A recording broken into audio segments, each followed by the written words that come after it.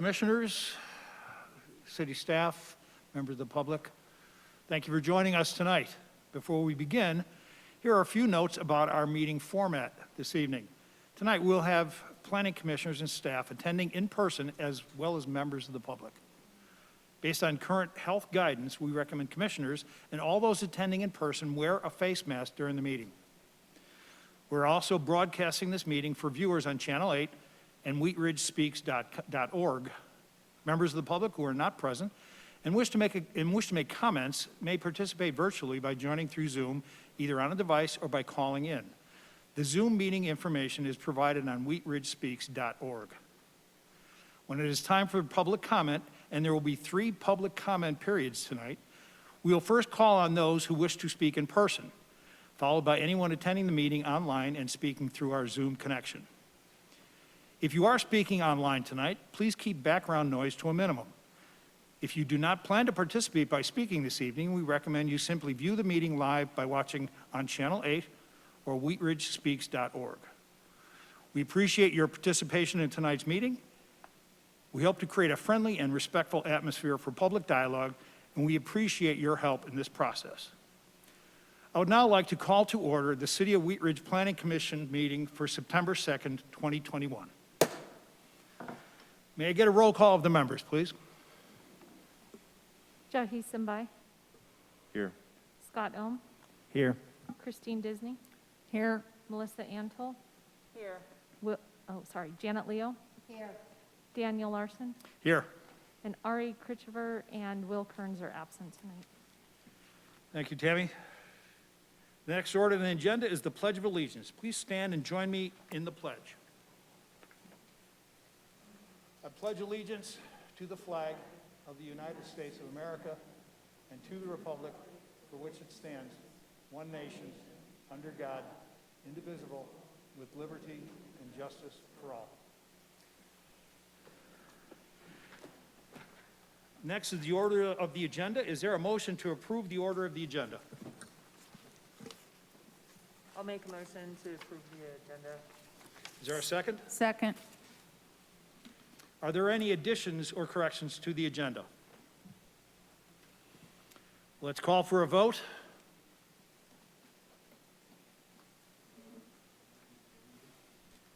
Motion passed 6-0.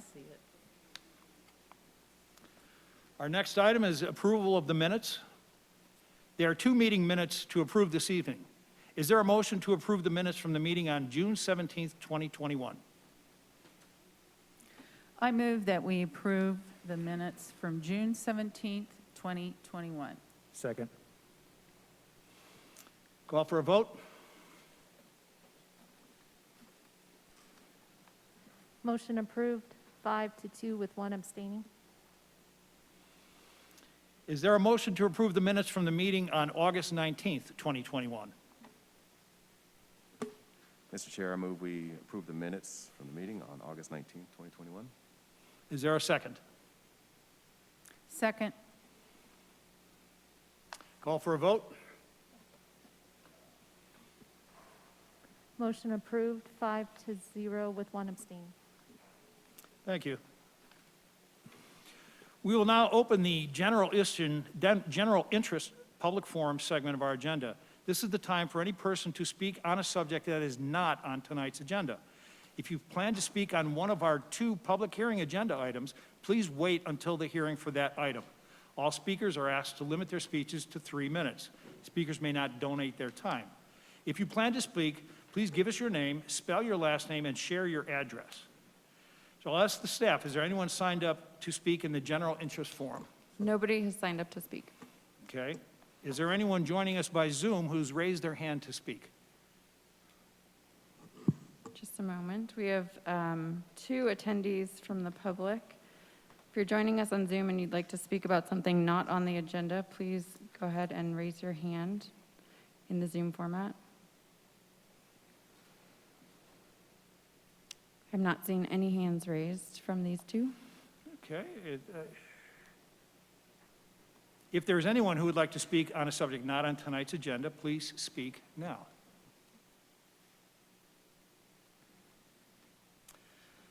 Thank you. I will close the public forum. Moving on to new business.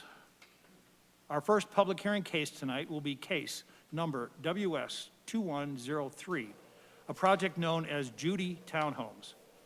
This case is an application filed by Storybuilt for approval of a major subdivision with 26 townhome lots in a mixed-use neighborhood, also known as an MUN zone district. This site is located at 5725 to 5785 West 38th Avenue. I'd like to welcome members of the public to our hearing. It is important that this hearing be conducted in a dignified and civil manner. Our goal is always to create a friendly and respectful atmosphere for public dialogue. We appreciate your help in this process. Please respect the statements made by city staff, the applicant, and my fellow planning commissioners. I ask that you do not clap, yell, boo, make comments from the audience, or otherwise disrupt the proceedings. We start all public hearings with a presentation from staff and the applicant. After their presentations, the commission will ask questions of staff and the applicant, and then we will invite the public for their comments during the citizens forum. First, we'll hear a report by staff following an update presentation by the project applicant. After that, we will hear questions and comments from the commission, followed by our public forum. I'll turn it over to the staff. Lauren? Thank you. I'd like to introduce our senior planner, Scott Cutler, who will be presenting this case. Thank you. Scott? Thank you, everyone. My name is Scott Cutler. I'm a planner with the City of Wheat Ridge Community Development Department. This is case number WS 2103, which is a request for approval of a major subdivision located in the mixed-use zone district at 5725 to 5785 West 38th Avenue. I'd like to enter into the public record the contents of the case file, the subdivision regulations, and this presentation. The properties within the City of Wheat Ridge and all appropriate notification and posting requirements have been met. Therefore, Planning Commission has jurisdiction. Thanks. This is a 2020 aerial view of the property, which is outlined in red, and it's about 1¼ acres. It's located on the north side of 38th Avenue at Eaton Street, and 38th Avenue is primarily commercial in this area, including immediately west of the site, but it also does have some townhomes to the southeast and single-family homes to the east. There are residential uses that are located to the north, primarily single-family homes, and the Incarnation development, which includes a mix of housing types, including townhomes, is located a block northwest of the site, which is accessed via a shared alleyway that includes vehicular access to some properties on Eaton Street, as well as pedestrian walk. The subject site is zoned mixed-use neighborhood, MUN, as are the vast majority of properties along 38th Avenue. MUN allows residential, commercial, and civic uses, or a mix of those uses. Properties to the north along Eaton Street are zoned R1A, which is a single-family zone district. Properties to the northwest, including Incarnation, are zoned R3, which allows for a range of residential uses from single-family to townhomes and small apartments. The subdivision regulations are found in Article 4 of the City's Zoning Code. The plat is a technical document that can reconfigure lots, tracts, or parcel for sale or development. As a reminder, a subdivision plat does not affect the zoning or permitted uses on the property. It enables development that is already permitted by the current zoning. The request tonight is to create 26 lots for townhomes. There will be 4 buildings on the site with 4 to 8 homes per building. The plat is required in order to sell the townhomes separately, and all townhomes are required to comply with the MUN development standards. Staff has found a site plan for the townhomes to be approvable, and the townhomes are already permitted by the underlying zoning for the property. The plat will also dedicate a 6.5 foot of right-of-way along Eaton Street to make room for public improvements along the site, which will include curb, gutter, and sidewalk. The plat also dedicates access, utility, and drainage easements, which are located in a common area tract. This is an excerpt from page 2 of the plat document, which is Exhibit 3 in the staff report. 30th Avenue is to the south, Eaton Street is to the east, and the Incarnation development pathway and alley is on the west. On the next slides, I'll point out some features of the plat. This is a zoomed-in view of the southern portion of the plat, which includes 22 of the 26 lots and both access points. General building locations are shown in bold. The proposed alleys on the site, which are located in Tract B and have access easements over them, are shown in gray. Each lot will have direct access to the alley by way of a garage or a parking area. The alleys also connect both to 30th Avenue and Eaton Street, allowing the fire department 2 points of access. The alleys also contain the majority of the utility easements, including water and sanitation. The portion for land being dedicated for Eaton Street is shown in red on the plat. Common open space areas are shown in green on this slide. The next slide will show open space areas for the northern tip of the site. The areas are located in Tract B, which also includes the alleys and utility easements. Each townhome lot will contain open space areas, either with patios, stoops, or private yards, and those are not shown on this slide. The green areas on this slide are just the common landscaped areas. A 20-foot landscaped buffer is located along the north side of this portion of the site to set the homes back from the existing neighborhood to the north. On the west side of the site, the existing pathway from 30th Avenue north into the Incarnation development will serve as additional pedestrian access for the development and will be enhanced as part of construction with additional lighting and paving. This has been noted that this is also a vehicular access and that will be maintained as part of the project. The applicant has worked with Incarnation HOA to this end. The city supports the enhancement of this pathway as a connection to the development. This is a view of the northern portion of the plat, which contains one building. It is also adjacent to the pathway. There's a large 40-foot wide open space area at the northern portion of the site to act as a buffer between the site and the single-family homes to the north. Since Wheat Ridge is not a full-service city, we sent the application on referral to outside agencies, including fire, water, and sanitation, and completed an internal review. There are no remaining comments on this application, and both the Planning Division and Engineering Division have found the plat to be approvable. The site plan, which includes the architecture, landscaping, and site design, is also approvable, and construction documents are under review by the Engineering Division. The site plan and construction documents are not part of the decision this evening. Before the hearing, the property was posted for 15 days, letters were sent to property owners within a 600-foot radius, and comments collected on Wheat Ridge Speaks have been received and reviewed by the Planning Commission. Ultimately, staff has concluded that the request meets the subdivision regulations and all agencies can serve the property. It will allow the development of the site as permitted by the MUN Zone District to proceed. For all of those reasons, staff is recommending approval of the request. Thanks. And I'll go ahead and pull up the applicant's presentation as well. Thank you, Scott.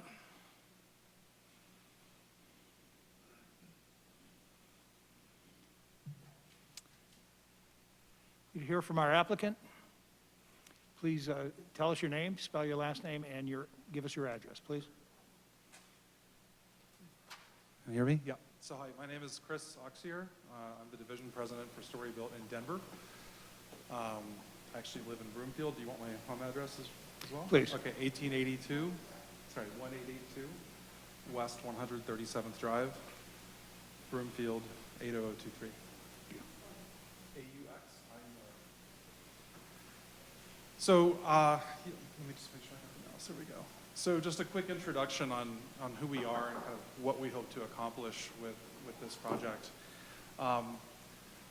We're called Story Built. We're from Austin, Texas. That's our original headquarters. We're in 4 markets, Seattle, Denver, Austin, and Dallas. We focus on boutique urban infill development. We're vertically integrated, architecture, construction, design, sales, everything's in-house. We have a long history of home building in the Austin market, and then, more recently over the years, we have merged more into the boutique urban infill development as sort of our core business, focused on areas where we think neighborhood is amenity. People want to live and play and work and be able to walk and have things out their front doors, which is one of the reasons why this site, attracted us. So quickly, we were founded in 2009, and again, our focus is really on this boutique urban infill market. We're not competing with tract home builders, and we're trying to do smaller boutique projects that really contribute to and sort of take advantage of and participate in the sort of urban ecosystem, as it were, of mixed-use development.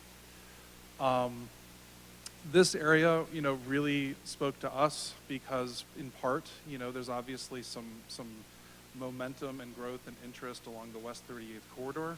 People are being priced out of places like now Sunnyside and the Highlands and Berkeley. Obviously, more amenities have been coming in along this whole corridor. And in this particular location, we have a great combination of walkability.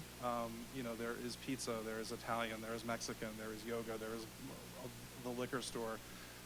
There are just, several amenities that can be reached just by walking.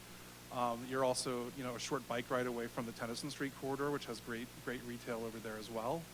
And all of that, and then still, you can get to the pharmacy, King Soopers, Sprouts, et cetera, all within a 1 mile radius. So that made it really attractive to us as a great place to live, and has a good walk score, and so that's what kind of spoke to us. In particular, the corridor, obviously the city had gone through a process back in 2010 to rezone the area, promote mixed-use development. That zoning is what's allowing this type of project to happen. And so we are working within that MUN zoning and hope to do additional projects along this corridor, as time goes on. This is our first, but we do hope to do more. Essentially, as was already discussed, the zoning allows the 21 units to the acre. We are doing exactly that with this project. Just highlighting again the immediate area, just what's right around it. If you can see on the screen, one of the other aspects of this site that we thought was really interesting is a lot of the townhome product that's come in Denver has been, in the Denver metro at least, has been the slot home type of projects, and it's not happening in Wheat Ridge, but that's a lot of the product that's come into the market. We saw with this particular site, we saw an opportunity to provide a slightly different type of product. So we have several units that face 38th. That's more typical urban, right on 38th. We have some lots on the north side of that east portion of the property, which I'll refer to in the plat, which are longer and deeper, which can allow some detached parking, ground floor living, 2-level homes as opposed to 3-story walk-up, sort of style townhomes.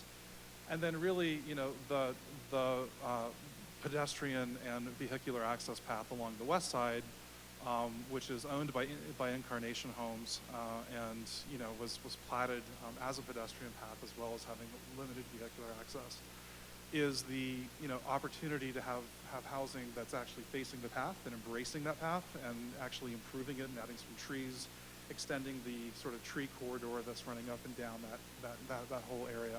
And we worked with Incarnation Homes to get the appropriate easements and such to be able to improve that.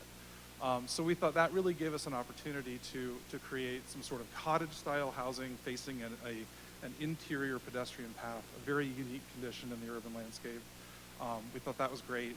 The opportunity to create units that were facing 38th, and then the opportunity to create 2-level detached parking as well. So it's not your standard townhome product that is coming into the market. And you can see that here. And here are with these longer, deeper lots. That's where we would have the opportunity to do 2-story with detached parking and a small outdoor space in between. Here, these are your pretty typical urban townhomes that are right up on 38th. And then with these, you have the opportunity to have, again, that sort of more cottagey type front porch condition opening onto the interior path. Everything's alley loaded, so it's embracing that sort of new urbanist mentality and approach. And then we're also introducing in this green space a pedestrian connection that crosses the property that goes from Eaton all the way over to that platted public path as well. So that's pretty much the overview, and I'm happy to answer any questions you might have.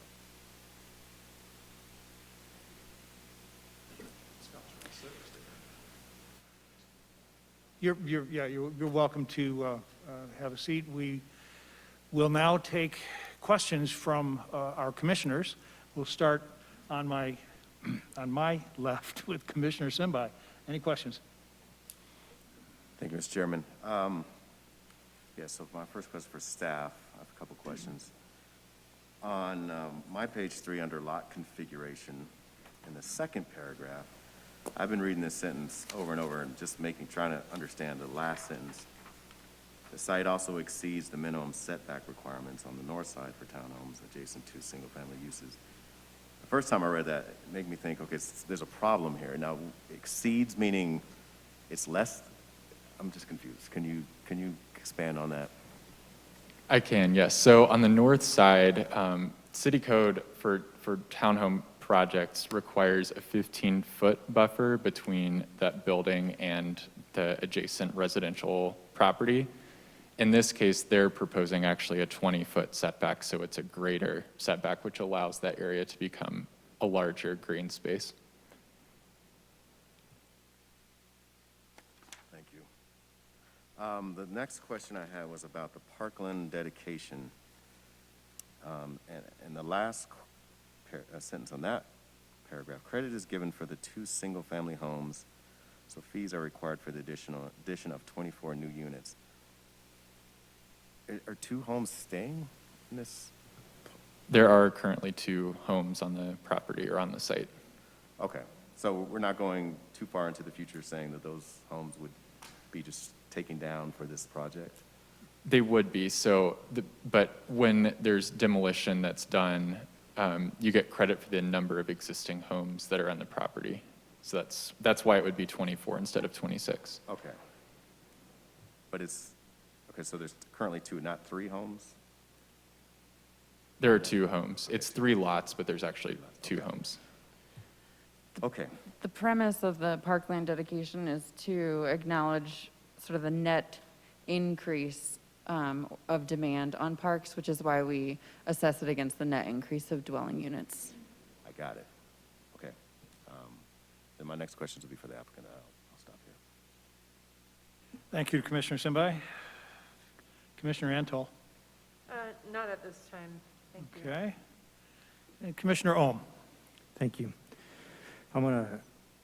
I'll save the developer questions for later, but how many crosswalks are between Harlan Street and Dupe Street along 38th?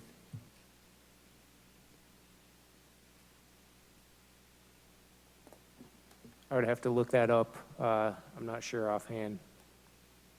Possibly 0. That was my thought as well. I think there are not any. Okay. And then what is the typical spacing interval of crosswalks in terms of blocks along 38th?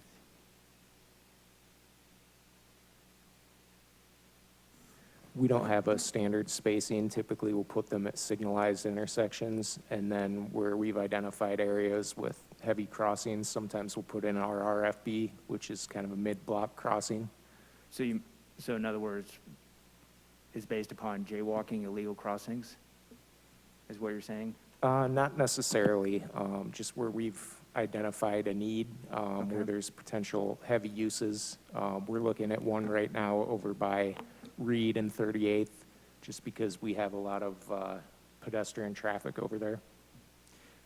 Since the applicant mentioned and showed graphics about the businesses that are across 38th, along 38th, could a crosswalk be installed at Fenton?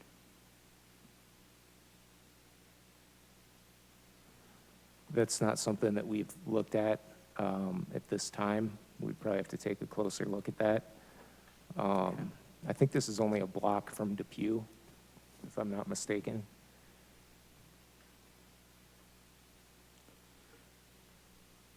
Yeah, I couldn't tell. I don't know if you can pull up a map.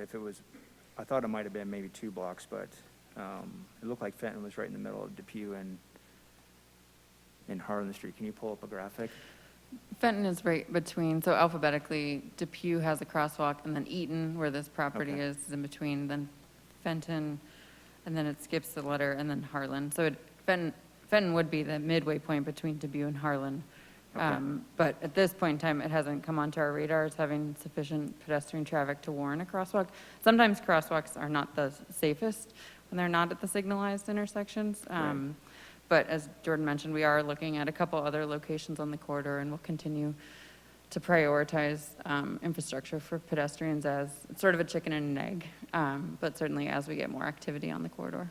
Because there is an existing mid-block crossing east of Dupe, correct? At Benton, yes, yeah, with the flashing beacon. Okay.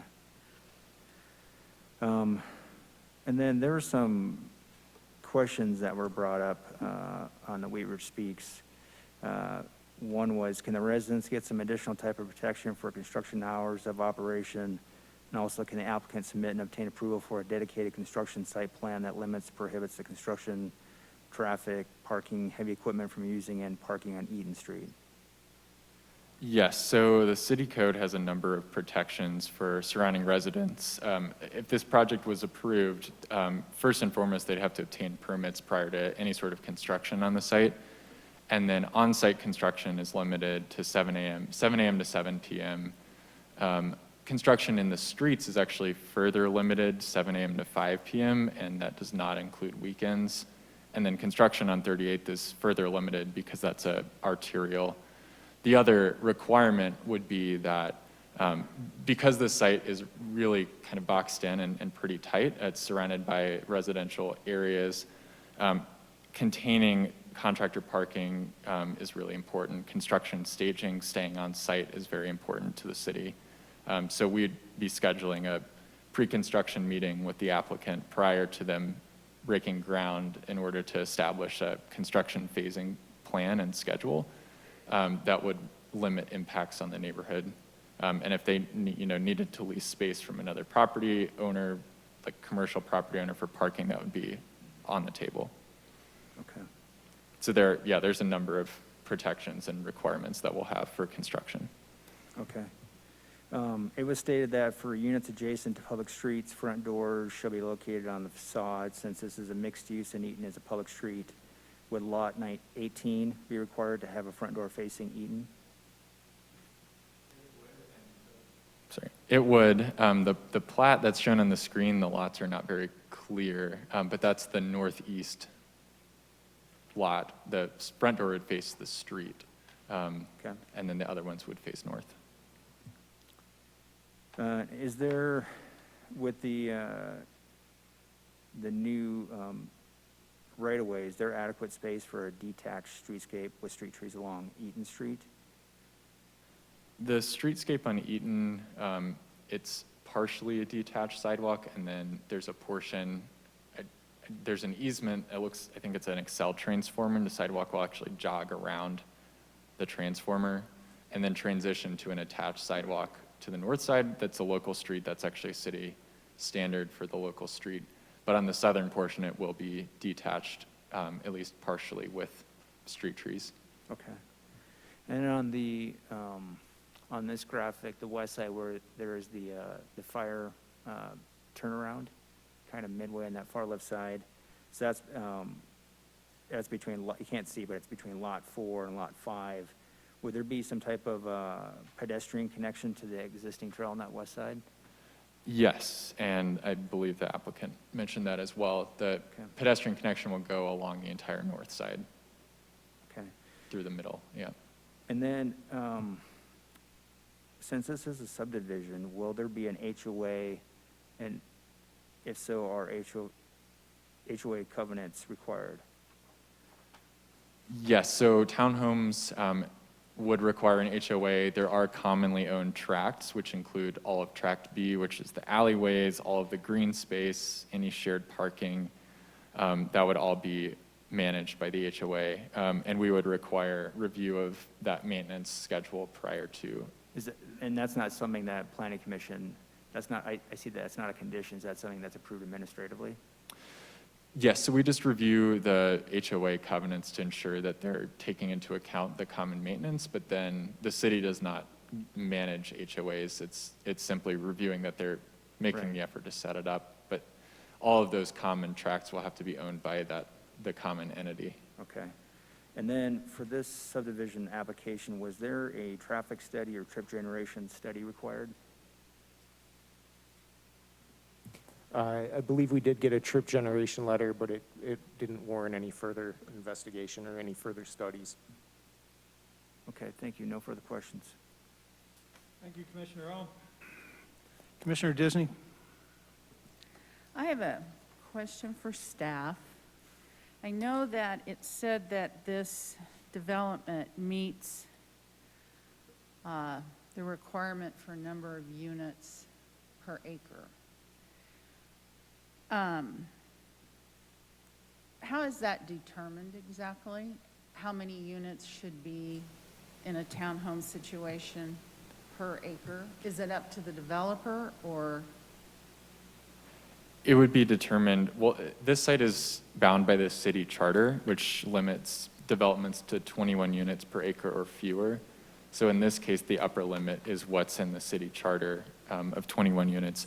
Some zone districts have lower requirements. So for example, R3, I believe, is 12 or 14 units an acre. And so there's a range. Each zoning has an upper level that is allowed. So in this case, MUN is bound by the city charter at 21 per acre. And this is a little bit larger than an acre, so we have 26 units.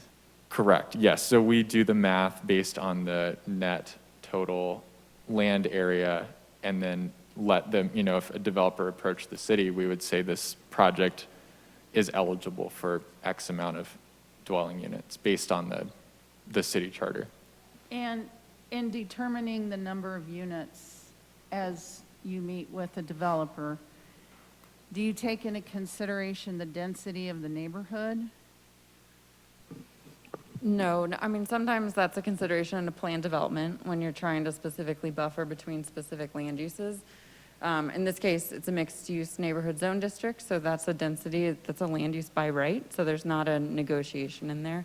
What often influences the resulting number of units are the variety of other things that they'd need to meet. So does it have the parking it needs, the landscaping it needs? Fitting everything into a site can reduce a property to have fewer units than it would technically be allowed to have. But when a use is permitted by right, they're not discretionary criteria to compel a developer to have fewer than what they're allowed to have, so long as they can also meet all of the other requirements of the zoning. Which this development has met. Correct. Yes. Okay, I have no other questions. Thank you, Commissioner Disney. Commissioner Leo? I don't have any questions at this time. Thank you. Commissioner Leo? Commissioner Antal? Well, just to kind of carry on what Commissioner Disney was saying, so I know in this zone, there's no requirement. Oh, it's on, never mind. Oh, it's Sorry. on, I usually project really well, too. Sorry. You don't have any size or width requirements for the units itself, so I think I'm just trying to figure out, like, what is the average width of these smaller units that are on 38?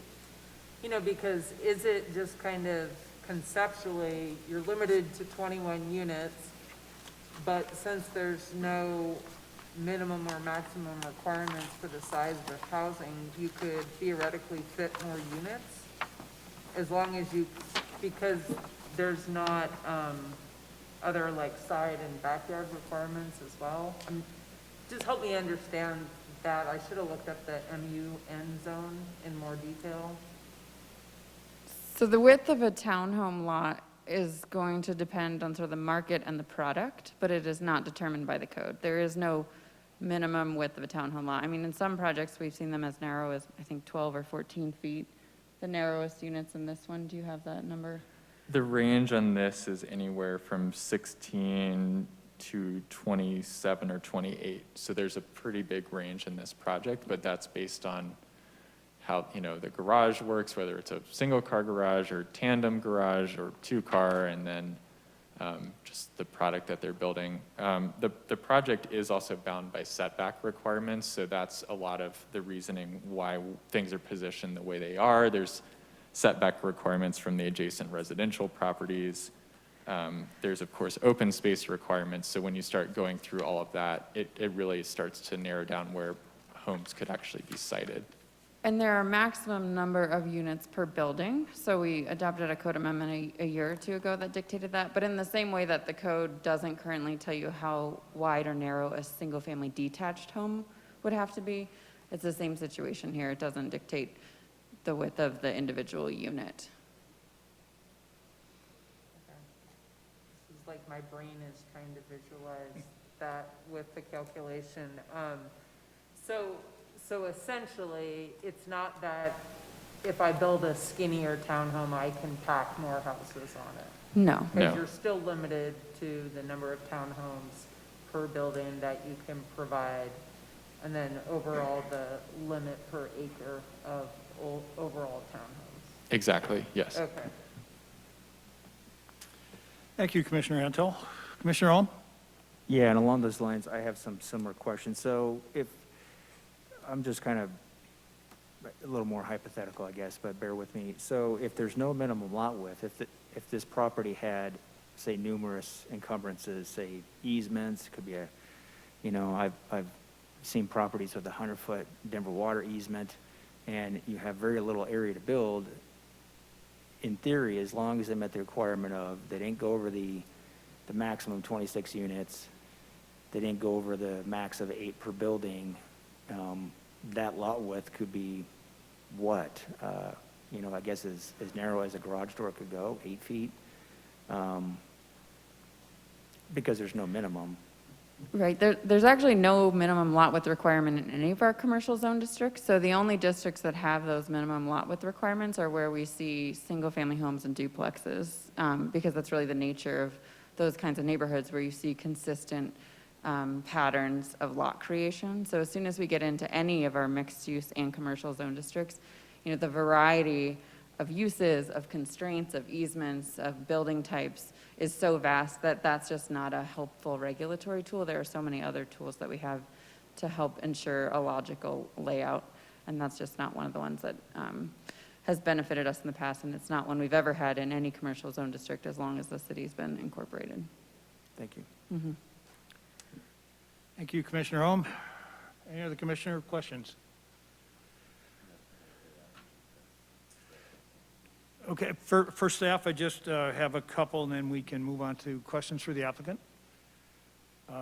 I would like staff to confirm sort of our purpose here tonight, and that is, according to your report, that given the underlying zoning for the existing property, what we're looking to determine tonight, whether the appropriate lot configuration, access, rights-of-way, easement, and utility service conform with the regulations. Is that correct?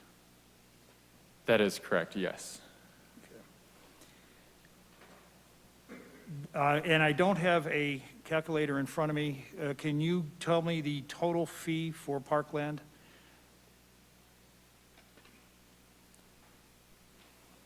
It was in the staff report. Let me find that page. We're-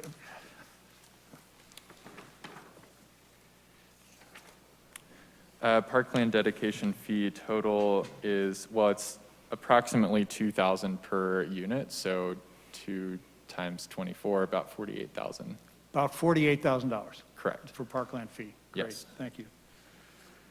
I did have a question on the easement on the west side of the property. I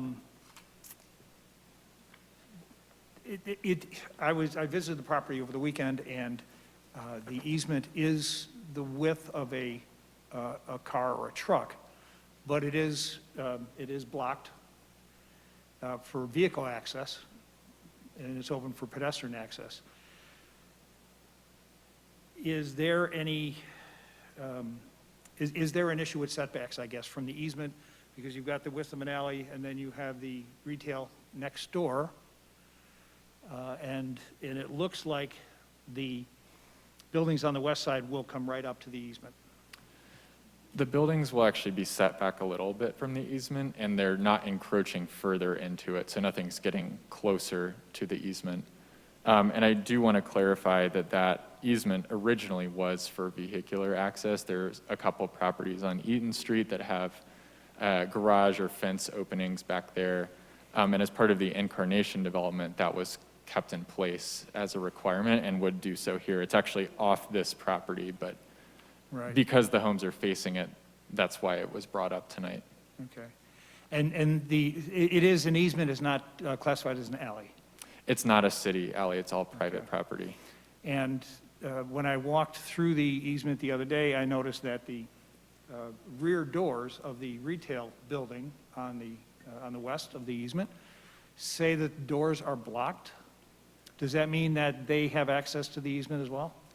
That might actually be a better question for the applicant. I'm not sure Fine. how those buildings are accessed. And they also have front, the west side access as well, so they may not need to use those doors. Okay, very good, thank you. We'll now switch over to questions for the applicant. We'll start with Commissioner Simbai. Thank you, Mr. Chair. Hope I'm getting your last name correct. Mr. Oxier? Two questions.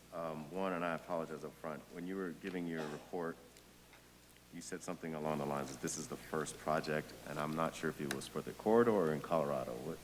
It is our first project in Colorado. We actually have 3, but this is the first one to come out of the ground in Colorado. Okay. Thank I've you. been here since 2008, but for this company, we've been here 3 years, and this is one of our first. Okay, thank you. Kind of along the lines of my fellow commissioners' questioning just about, I'd be interested in how you came up with the lot sizes. Sure. We are trying to hit price points that make sense for the market, so I think that's part of it. If you look at this particular property and for this neighborhood, we have skewed a little bit larger than most townhome developments, I think in the Denver metro area. We have 15 3-bedroom sort of compatible lots as opposed to 11 2-bedroom compatible lots. If you look at a lot of the other townhome projects in the Denver metro area, at least, there's a lot more focus on 1s and 2s. Our 2-bedroom lots here, which would be about 16 feet wide typically, and then your 3 bedrooms would be closer to the 22-foot wide. So that's really and then trying to hit livability. Minimum 650 square feet typically on a per floor is sort of how things lay out. You need to have a half bath and a kitchen and a living area with a stair, or you need to fit at least 2 bedrooms, and 2 bathrooms with closets.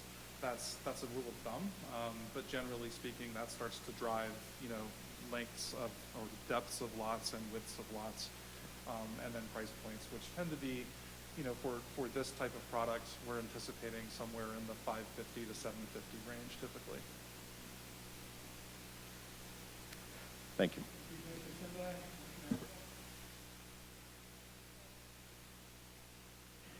Commissioner Ohm. Commissioner Disney, questions for the applicant? I was watching the online presentation that somebody from your company did, and one of the comments they made was they felt like this development kind of jived, not your exact word, with the Incarnation development. And I walked the property, both Incarnation, and walked around the neighborhood and observed, and it seems to me that these townhomes are actually smaller than the Incarnation development. Those appeared to have 5 units per section. You're much denser. How do you see that you're similar? I'm not, Jay actually prepared that presentation. He works with me. Really, I think we looked at 2 of the projects that had come before us in the immediate area. One is the Thrive project that's directly across the street to the southeast. The other is the Incarnation Home project, which is directly northwest of us, both within a block either direction. And those came in around 2000, I think were permitted 2012, 2013 timeframe. Thrive is more in the same zoning, I believe, and probably more consistent. And then Incarnation Homes is in the R3 zoning, which would have been a lower density, I think, as planning staff discussed. So we are looking, we focus on urban product. I think at that time in 2012, 2013, the market was slightly different. I think the demand for this product was probably a little bit less than it is today. Again, as we see momentum and pressure pushing westward along the West 38th corridor for young folks who are, and, you know, a variety of buyers, but who are looking for this sort of more urban product where neighborhood is amenity. What we do think is, I mean, the similarities that I would make are, you know, the access to the path, the general location. You know, we've met several times with the Incarnation Homes HOA, and, you know, they talk about riding their bikes over to Tennyson for happy hour and brunch and things like that. And I think we're in that same sort of, trying to take advantage of those same opportunities. No more questions.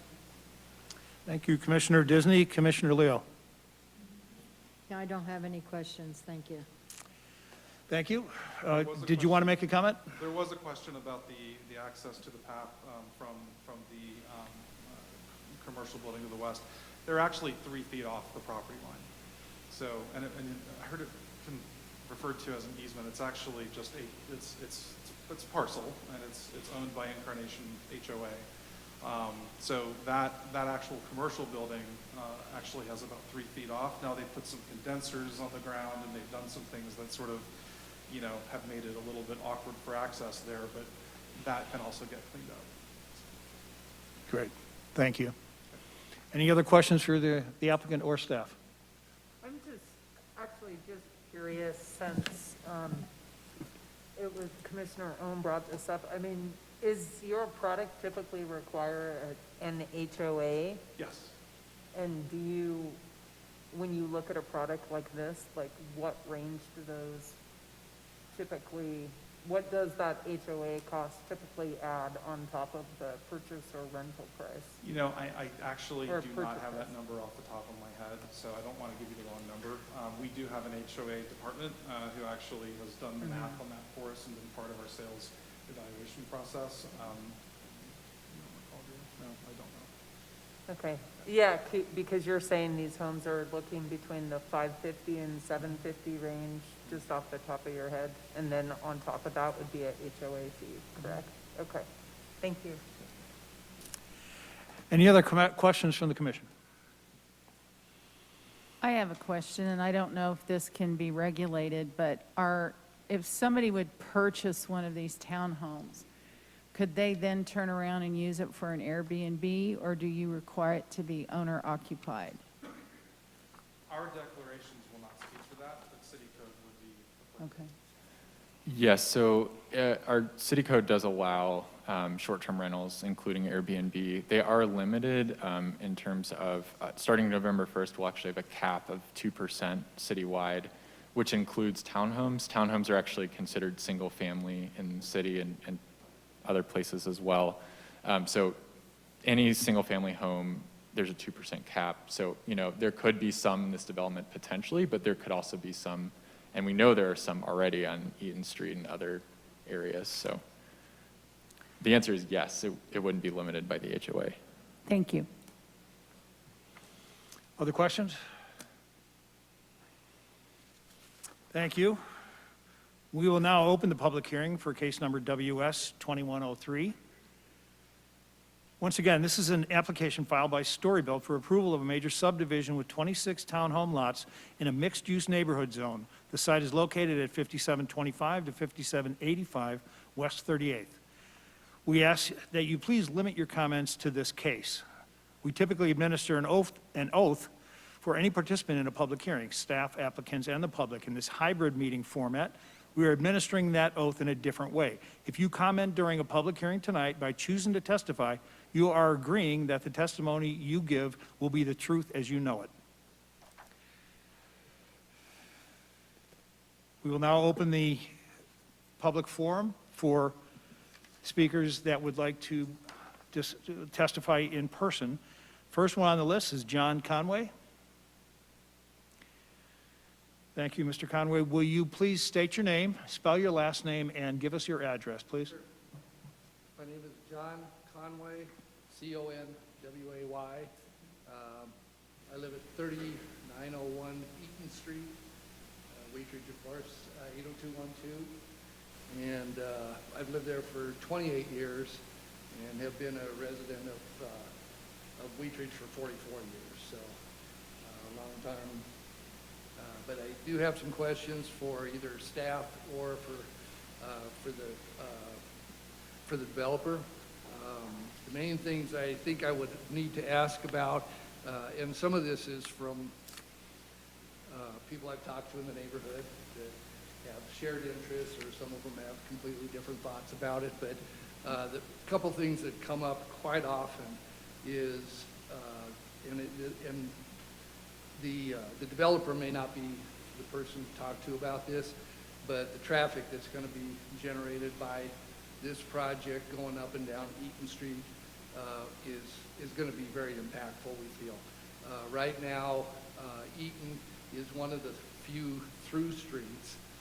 Eaton, Dupe, Harlan, of course, on the west, Sheridan. So those are the ones that go through. So a lot of traffic funnels onto that. So we're just wondering whether there's any responsibility of the applicant to take care of street repair, street maintenance or improvements, I guess would be the better word. So don't know if that's appropriate to ask at this point, but I'll ask it. And then you want me to go ahead and answer the rest of my questions? Yes, please, and then after the forum, we will allow the applicant and staff to respond. Okay, very good. The property that I live in is in the northwest corner of that drawing. And luckily, I think, there's a 40-foot buffer in there right now. Earlier plans we saw showed a 60-foot buffer, but the current plan shows 40. We're wondering if the applicant will put up any kind of landscaping or whatever that would help mitigate any privacy concerns for us in particular. People in that last unit could, if it's 3 stories high, they'll definitely be able to look into our backyard. So. The other question I had was, take a quick look. We're not sure how many parking places are taken care of. Is there going to be street parking, or is there enough parking? Is there going to be, 2 for every unit that would be, into that design? So that's another concern. And I think that's all I got. Thank you. Yep, thank you. Our next speaker is Vivian Voss. Vivian, please tell us your name, spell your last name, please, and provide your address. Good evening. Good evening. Vivian Voss. That's V as in Victor, O, S as in Sam, 6920 West 47th Place. The subdivision isn't much under question here tonight, but I did want to address comments that I found on Wheat Ridge Speaks that I think are important, that my 25 years in the city and my 10 years of working with citizens groups on what's happening in the city that I thought I could address. One was that they were so happy and looking forward to a main street that was meant to be on 38th Avenue. 38th Avenue was never meant to be a main street. It's been fought numerous times by the citizens as to that definition. And then they were so excited about the larger lots on the north side to act as a buffer to the single-family homes. And so I'm asking that if people think that a buffer is so important, then why is their density either 3 to 4 stories tall or side to side? Density is density, whether you have a buffer or not. And if you're interested in a buffer, then who else gets to participate in that buffer that you're so privy to? There was interest in the applicant obtaining a vigorous dust and debris control plan. Dust, for sure, is required by the APA to have a water tanker on any project development site. If there is not a water tanker that the citizens can see or observe, then you need to call the EPA and report it, call the city and report it, and call the developer if you feel so inclined to report that. There was also an indication that they do not find Wheat Ridge to be overrun by new development. I can tell you right now that in addition to 38th and Eaton, which we're talking about tonight, there is a possibility of 38th and Independence Court being developed. 44th at Vance has 200 units coming soon. And there is also 44th and Harlan, which is a single-story brick building that at the time now the developer wants to lease out to individuals that can conform to the existing building parameters. But there's also the possibility that that could be bought out, knocked down, scraped, and then we're looking at future development requests. 4, right in the same general area, and there is development going on in the city. Thank you very much. Thank you, Ms. Voss. Next up, Karen, and it looks like Case. Thank you, and when you get to the microphone, please give us your name, spell your last name, and provide your address, please.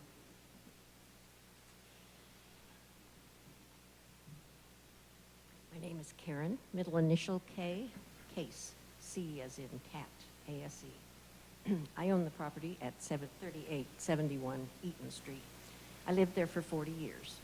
When it came time to downsize, I now live in a smaller place. Do you want my current address as well? Yes. Okay, 6324 DeFrame Way, Arvada, 80004. Eaton Street will still always be home to me, I think, because I lived there so long. And it was an oasis in the city because it was a neighborhood. They're wonderful homes that have been kept up. People are happy there.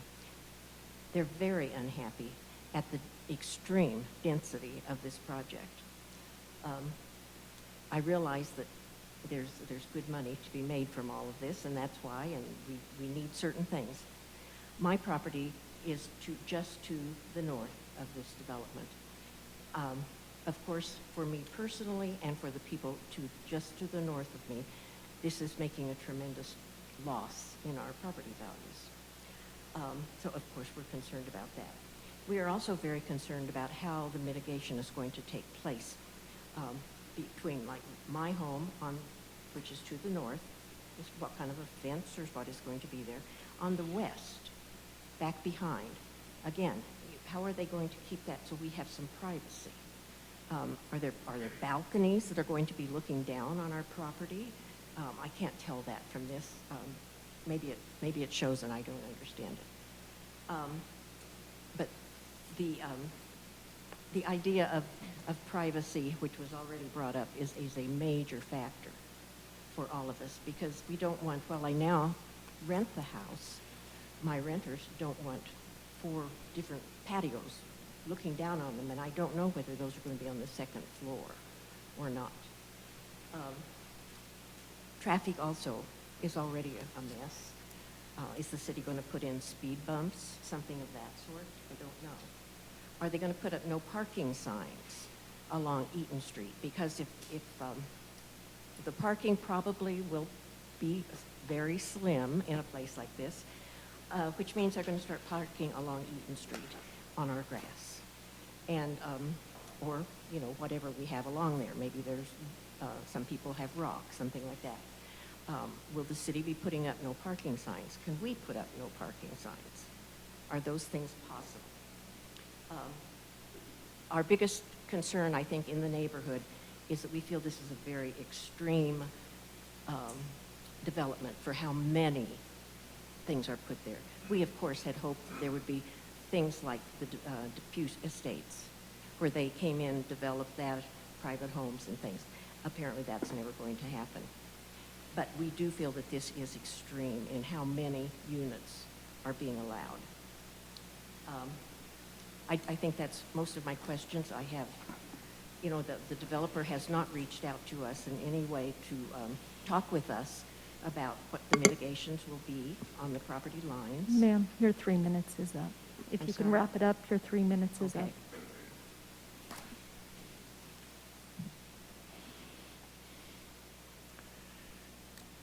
Thank you, Ms. Case. Next up is Ross Carpenter.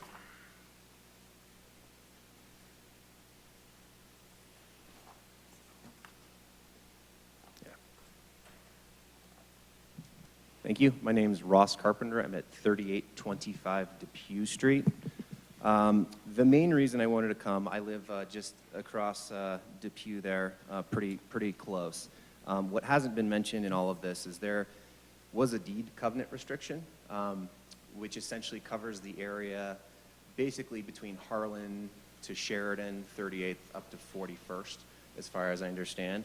Called the Stewart Gardens Subdivision. In 1936, there was a recorded deed covenant which basically said there should be no commercial development in that specific area. In 2016, that was overturned. There have been obviously a number of commercial uses on 38th in that area that are operating in spite of that covenant. It just hasn't been managed. And so there was a lawsuit that overturned that in 2016 whereby a developer essentially had to sue all of the defendants within that subdivision area, which was like 200 houses, pretty much everybody in this room, I assume. And so my understanding, I wasn't funding the defendants, but my understanding is they spent tens of thousands of dollars fighting that. Ultimately, through the course of the legal process, that was lost and that process went away. The developer won, and subsequently, I think there's been 3 or 4 that have occurred and been overturned, I think Storybuilt being the 5th, so as to allow commercial development and higher density development here. So I think you, Scott, were on staff when there was a lot of the discussion about ADU years and years ago. So I don't remember how that ended, but I know we never adopted the code. So my assumption is that there was quite a bit of pushback from the community in terms of the height variances and the densities. So maybe if you could address that, I guess, when you have time. Has there been a massing study? I guess that was the other comment I had. My understanding is MUN, being one of the most dense designations in zoning, allows for a 50-foot height for commercial, I think 35 for residential, and then setbacks from the property line between 10 and 20 feet. So if I lived in the area adjacent to this, I would be a little concerned. I do think that the developer could have done a little bit better job. I just did an entitlement project in Broomfield. They actually require that you do 2 meetings of public outreach prior to coming to the land use code board to do a presentation. I wasn't aware of anything that happened. Maybe there was, but there weren't any new mailers to my knowledge. But overall, I am in support of the development. I think it's great. I think the developer's great. I think it is probably more dense than it should be. I know there's a lot of arbitrariness in the way that they draw the lines for zoning, and so ideally there could be some sort of ability for council to say, maybe it draws down on a certain point closer to R1, which is one of the least dense designations in the city. But I like that they are incorporating the pathway, and only because they're adjacent to the commercial section and not immediately adjacent to a ton of single-family homes. I think it's a great development. Thank you, Mr. Carpenter. That is all the speakers that have signed up. Are there other people in the audience that would like to speak this evening? Please step forward.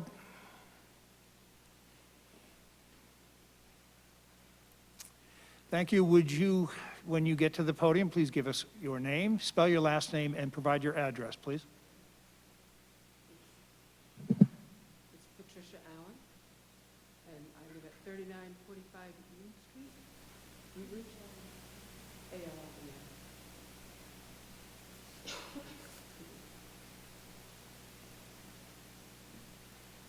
And I've been in the house for about 20 years now. And I know several other people in the room, know my neighbors. And as this gentleman in the back said, we did sue to try and keep out just this kind of development. And what happened was we lost, we went to appeal, and what they told us was they had really deep pockets. And we didn't have enough money to sue. They were going to make us pay their attorney costs, and we were going to go broke and lose our home. So we were literally threatened by the attorneys, not these guys' attorneys, but by the attorneys from the title company, who were the people who screwed things up in the first place. So anyway, we lost, it's a done deal. You know, I agree with this gentleman that it probably is just a perfectly acceptable thing to do there, but we aren't consulted. As you know, Jay, is it? Jay asked me a year ago and neglected to respond. He did respond to my most recent request, my most recent slightly snarky email to him, and then Scott Clark also responded to that. So I appreciate that, and I want to be a good neighbor to whatever you're going to do there. But like everybody else in this room, there's some concern. How tall is that kind of building going to be?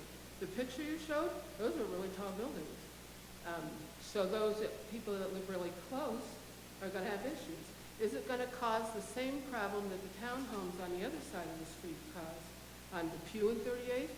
So every year now when it snows, that snow stays forever. And the street is always slick there. So are we going to have the same problem now on our side of the street? What about traffic? You know, we need to address, traffic is going to be a big issue. People speed down that street all the time now. You know, and it's a good it's a good street to zip down through. We tried years ago to get speed bumps. When my daughters were little, we were shooting for speed bumps. Maybe we should be taking another look at that. You know, my kids are grown, but we now have a lot of new families moving into the neighborhood. We've got several little ones that are going to be out there riding their bikes. We don't really need that kind of speed. So maybe we need to look at speed bumps, or we need to look at some kind of mitigation to keep people going to 38th and not coming down our street. It feels like there's a lot of unanswered questions here. So hopefully you guys will be able to answer some of those questions. I'm sure more will come up as this project moves along. You know, the street, all kinds of, I know, the other one I wanted to mention is so there's people living, there was a guy living in the neighbor's shed for a while, and the house changed hands, and in that process, somebody must have noticed that it was open. And so there's easy access through that alley, and so somebody was living in the shed, and I think since taking care of the problem, but that happened. And now you have, it used to be an alley that If you didn't have can a lot of wrap it up, access. your time's up. 3 minutes, yeah. So anyway, the alley's a problem already, so I think we need to have more discussion on that as well. Thank you. Thank you, Ms. Alden. Are there any other people in the audience tonight that would like to speak? Please come forward. When you get to the podium, please give us your name, spell your last name, and provide your address, please. Hello, my name is Jill Falwell. I have a business at 5885 West 38th Avenue, and I also live there as well. So, can you spell your last name, please? Falwell, like Frank, O-L-W-E-L-L. So I live and work very, very close to where this is going on. Generally speaking, I am in favor. Like most projects of this nature, I have questions about parking. So I know that developers do tend to do the minimum parking. I ask every developer that I ever meet to please consider going above and beyond. And I'm also in favor of the speed bump on Eaton. I think it really does make a difference. That's it. Thank you. Are there any other people in the audience that would like to speak tonight? And we will now go over to the people online on the Zoom call. Are there any people looking to speak from Zoom? Yeah, we do have a couple. Peter, I saw your hand up first, and I'll give you the chance to speak. If you've got a comment, you're welcome to unmute yourself. Yes, apologies. I joined late and I actually wanted to talk in the next one, so Okay. sorry to derail you. Thank you. Yes. The next hand that I see raised is Susan. Should be able to unmute yourself now, Susan. Would you mind giving your name, your full name and your address? Wonderful. Thank you very much for allowing me this opportunity. My name is Susan Hartley, Hartley. I live at 4015 Eaton Street. So this is a great forum, and I do appreciate the opportunity to make some comments. It sounds like it's not a good forum for question and answers, so I'll save those for the city council meeting and share a lot more information there. First off, I'd like to share that we did actually meet with this developer at my home. We had a neighborhood meeting before they bought the property. At that point, they presented to us that they were looking to build 12 units, and they assured us they would not have any entrance or exit onto Eaton Street. At that point, we were still very upset about the density. Now, obviously, that density has increased to 26, and they have designed an exit onto Eaton Street. So this is incredibly concerning for all of us. We are a single family neighborhood, and traffic is already too much. If you compare this to Perrins Row across the way, that development was made amongst other apartment buildings. So this development is denser than that, and it's going to be right next to single family homes. What we are asking is that this design be reconfigured with an entrance and exit on 38th only. Really for the safety of our children, within the next 9 months, we will have over 10 children under the age of 5 on Eaton Street. There is a ton of foot traffic on Eaton Street, many cars, and the street is narrow. We have no sidewalks or gutters. Just the other day, one of the buses that comes along, really speeds up 38th twice a day, had to stop quickly in the middle of the street because there were cars parked on both sides. They had to wait for someone to come out and move a car in order for the bus to get through. So we're very concerned, not about the development and fire access there, but should there be any kind of emergency situation on Eaton, and if we have 52 cars, up to 52 new cars parked on Eaton Street, will ER even be able to get into our neighborhood? Let's see here. I just want to look at the rest of the, a lot of the comments made tonight are ones I already had. I think I'd also like to share that this is one of 5 lawsuits we did lose. The Eaton Street property, the yellow house in question, the judge agreed that our covenants and restrictions were valid, but they only overturned it because the title company did not notify the developer. So our restrictions actually outweighed the zoning, but that judge for that property only turned it over. Honestly, we spent over $60,000 as a neighborhood. We couldn't keep fighting developers, and 26 units is just way too much. Let's see. Ma'am, I'm sorry, your 3 minutes is up. All right, I will send the rest of my comments in. Great, thank you, Ms. Hardy. Is there anyone else online that would like to speak this evening? I have another hand raised for Jared. Jared, you can go ahead and unmute yourself and state your name and address. Hi, can you guys hear me? Yes. I'm on my husband's phone, but my name is Kayla Morangian. My last name's M like Mike, A-R-A-N like November, J-I-A-N like November. I own and live at 3880 Eaton Street, so just across the street in Kitty Quarter from this development. So overall, we're in favor of this development, but it does, like a lot of folks have said, it feels really dense to us. Our questions are, our understanding is that this mixed-use zoning is really intended for 38th, the larger street. This L-shaped lot and other similar lots that join a lot of houses past 38th feel to us a little bit outside the intent of that zoning. So we were just curious about how far from 38th does this zoning go, and if that's something you guys consider. We're also curious about the decision to have this be all housing and no businesses. We echo the parking questions that have already been asked a fair number of times. And then we know that there's this sidewalk fund. We paid into it when we did a renovation on our home. We're curious about why there's only going to be sidewalk and gutters built in front of this development, and we'd like to know if there's any other plans to improve the overall street curbs and gutters.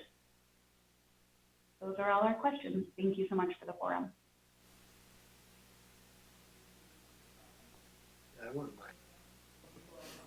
We don't have anybody else joining us on the Zoom tonight.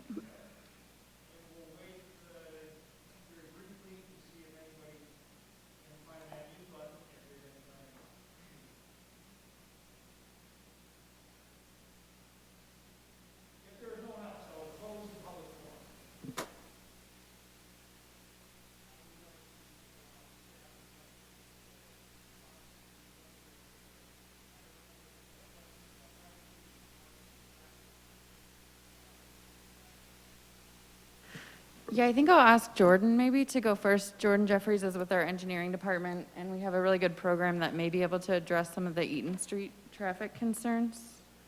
Sure, so I can talk about traffic a little bit.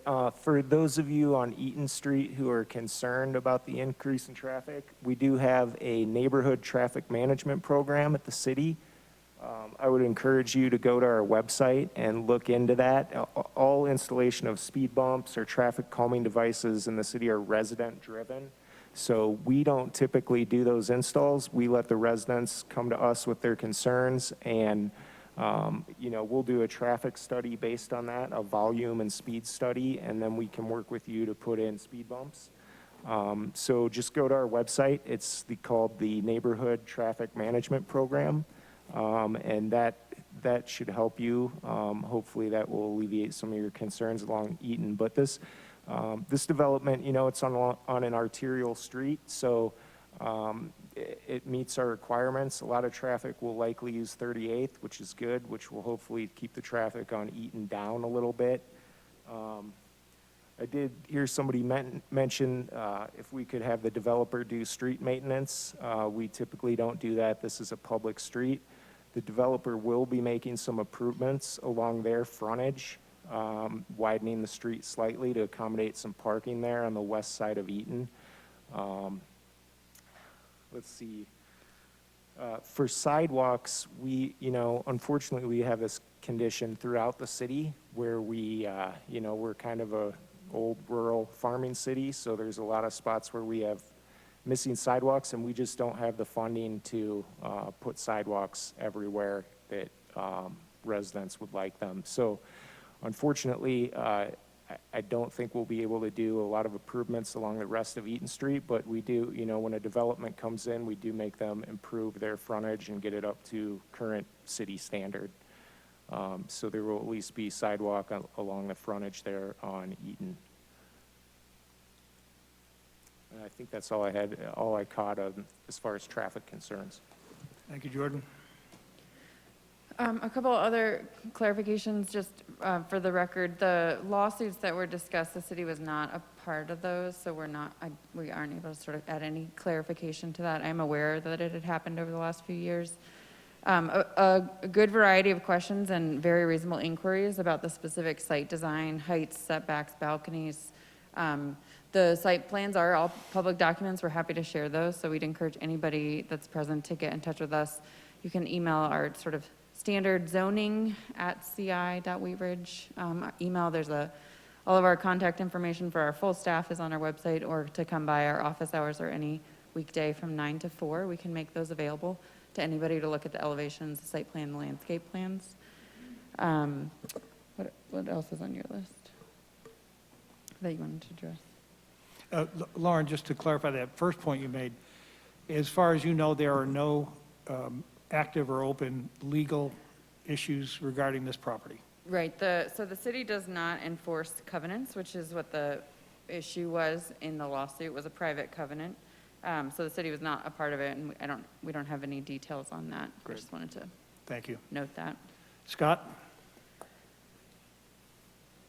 I think everything might have been covered. Parking is also part of the site plan analysis. So as part of city code, the developer is required to provide parking for every residence. And there's also some guest parking on site. And then Jordan mentioned the portion of Eaton Street along the development will also have on-street parking as well. So if there are questions about that, that would be on the site plan. But to let everyone know, all of the architecture, all of the building bulk, landscaping, everything is meeting city requirements. So there's no special waivers or anything happening there. They're all in compliance with city code. And that includes the 35-foot height limit for this property and pretty much citywide. And the last thing I want to address was a good question about the zoning. So just a reminder, zoning is what dictates what's allowed on a property, what you can do with it, and what it can look like. The zoning is what allows this density, not the subdivision. The question about sort of the depth of the mixed-use zoning is a good one, and something that I know the city struggled with at the time. The 38th Avenue was rezoned as a legislative zoning, which means a city-initiated zoning. Our guiding documents, community created and council adopted, call for 38th to be a mix of uses, residential and commercial. That doesn't mean that you have to have both commercial and residential uses on a single property, which is why only residential is allowed here. But when the mixed-use zoning was created on 38th Avenue, it followed the boundary of the urban renewal area at the time. And many of you will be familiar with the fact that there's not consistent parcel sizes, widths, or depths. We were talking a lot about width earlier. And so there are some pockets of 38th where the zoning extends slightly further north. I believe this is probably one of the deeper ones, but that is the reason for why the zoning is what it is, because it followed the urban renewal boundary when council rezoned 38th Avenue. I believe it was in maybe 2012, so a number of years ago. Thank you, Lauren.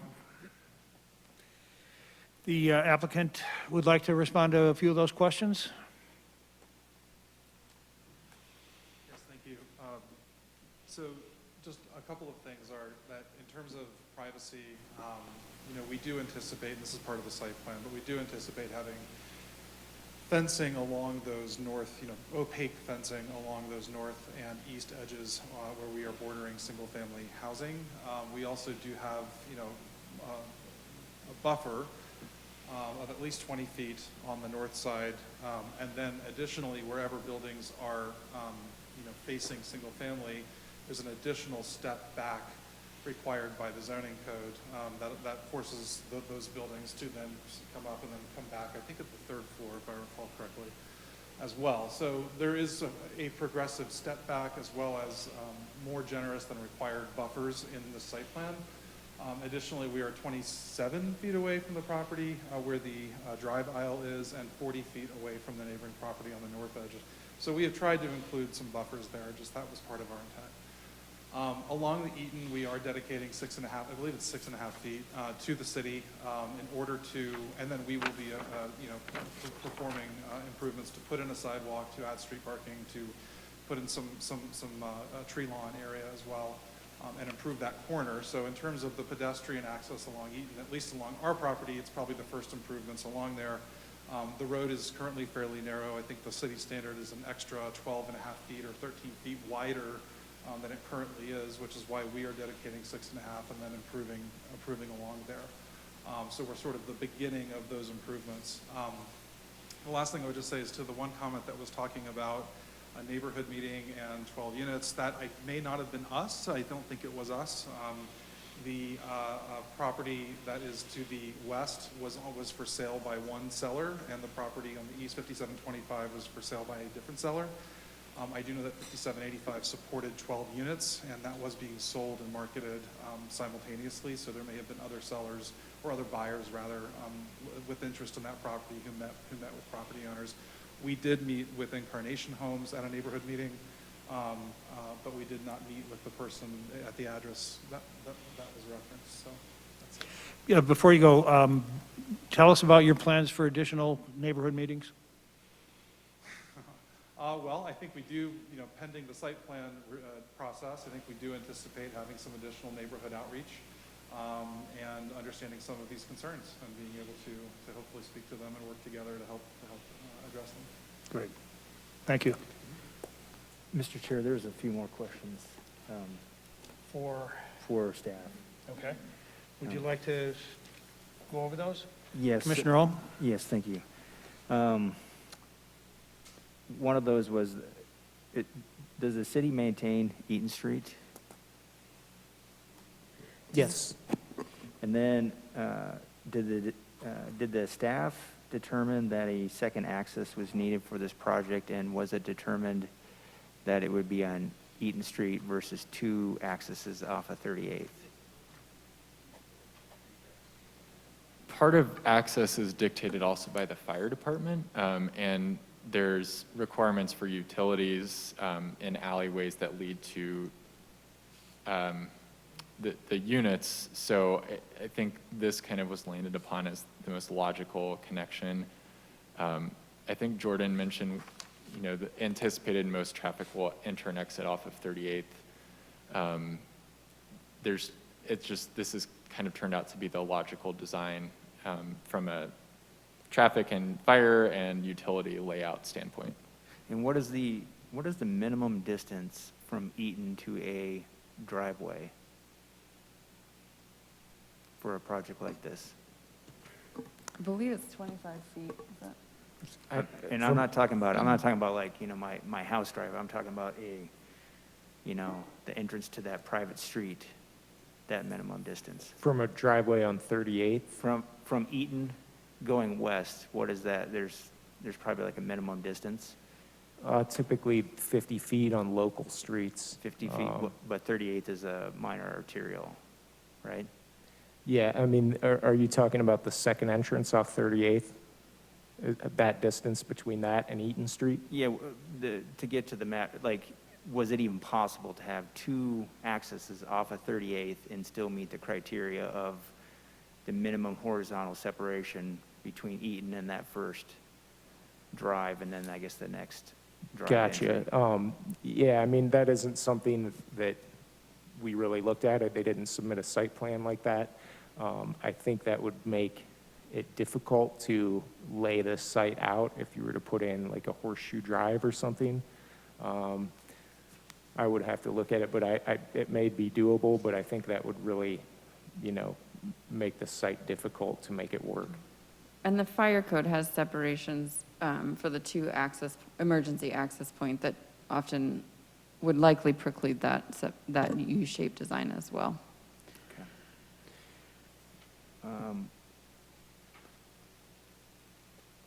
And then is there a process for no parking signs by neighborhood? The neighborhood traffic management program that Jordan mentioned is really the best avenue. No parking signs are not often used on local streets, but it's certainly one of the tools that we have. He did a good job of describing it, and I'd really put a plug in for it. We have to have a certain number of neighbors that sign up as a group to say that they're interested. And I can tell you that City Council, if they're not doubling the program funds for next year, they're significantly increasing it. So we know it is a popular program, and we are strongly encouraging streets like this and neighbors who seem to have sort of a unified opinion on traffic calming to utilize that program. It may or may not result in no parking signs, but we have a wide range of different tools we can use to help mitigate these kinds of concerns. Thank you. So just to follow up on that question, the responsibility for requesting things like traffic signs and speed bumps is with the residents. And it wouldn't necessarily be with the resident focus program is really for our speeding issues in the city. Things like traffic signs and no parking, that's something that we engineering will take a look at.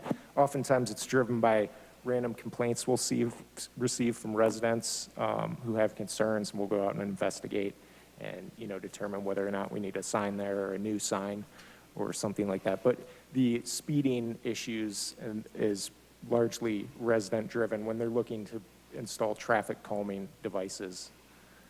Okay, so if a resident is interested in that, they can find information on the city's website? Correct, yes. Okay. It's called the Neighborhood Traffic Management Program. Right. And all the information is on there. You could also email me, and I could get you going and get you started on that. Very good. Thank you, Jordan. And we will now poll the commissioners for comments or other questions. We'll start with Commissioner Simbai. Thank you, Mr. Chairman. This one for me is difficult only in the sense that I hear all sides. I mean, I like density on one hand. When I needed to get my first house, I was a townhome. It was in Edgewater. I could imagine the development caused problems for the neighbors, but it was good for me. At the same time, I mean, the developer has met the requirements put out in the code, and so that's where I get tricky. So I'd say to the developer, I'm gonna go ahead and vote yes because of that, but work with the community. The community's here, and they want to work with you to make it a proper project. And I would really appreciate you doing that. And I thank the community for coming out and speaking to that. Thank you, Commissioner Sembai. Commissioner Antal? Yeah, thanks everyone for all their comments and feedback today. I will say I'm having a hard time reconciling this just because the charter allows a certain number of units per acre. It looks like, although there are a lot of positive things associated with this development, I do have some concerns about how tightly packed this site is. I am on the fence in the sense that there seems to be mixed sentiment from the neighborhoods. At a minimum, I would think making sure that you are scheduling those neighborhood meetings to really confer with the neighbors. And if they go through the petition process to actually ensure there's support for traffic calming, should this get approved, that would be a gesture of goodwill, is for the developer to help provide those enhancements, whether it's traffic circles or any sort of speed humps or something, as a gesture of goodwill, as well as making sure that considering there is a lot of, there is kind of minimal open space or landscaping on site, making sure that there is adequate screening and landscaping on that northwest corner. I think we all are very concerned about development happening in zones like this because many of us still travel around parts of northwest Denver, and we've seen how that has gone wrong, and we've seen townhome products that basically tower over single-family residential homes. But I also recognize, as Commissioner Sembai said, that we need to be open to different types of housing options for our community, because we simply don't have the space to provide single-family homes with big backyards for everyone. So just wanted to share that insight I'm struggling with right now.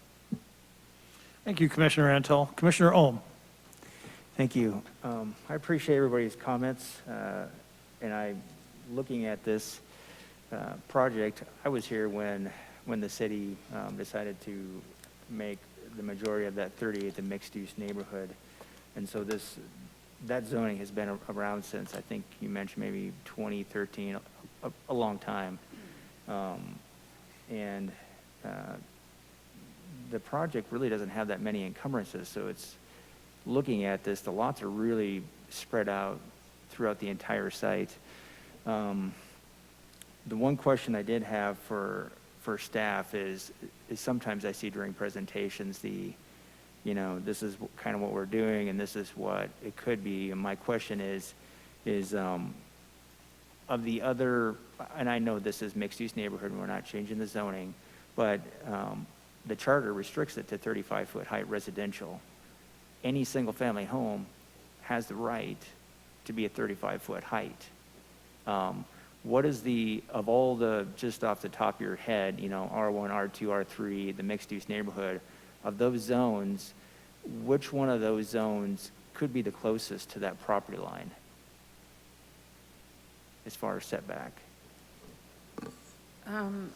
It probably similar to, the height is the same in all residential zone districts. All residential properties could go up to 35 feet. In terms of setback, when we get into our multifamily districts, so R2A and R3, the setback is determined in a similar way where it's dictated by the height. So the taller the building, the the wider the setback, typically 5 feet per story.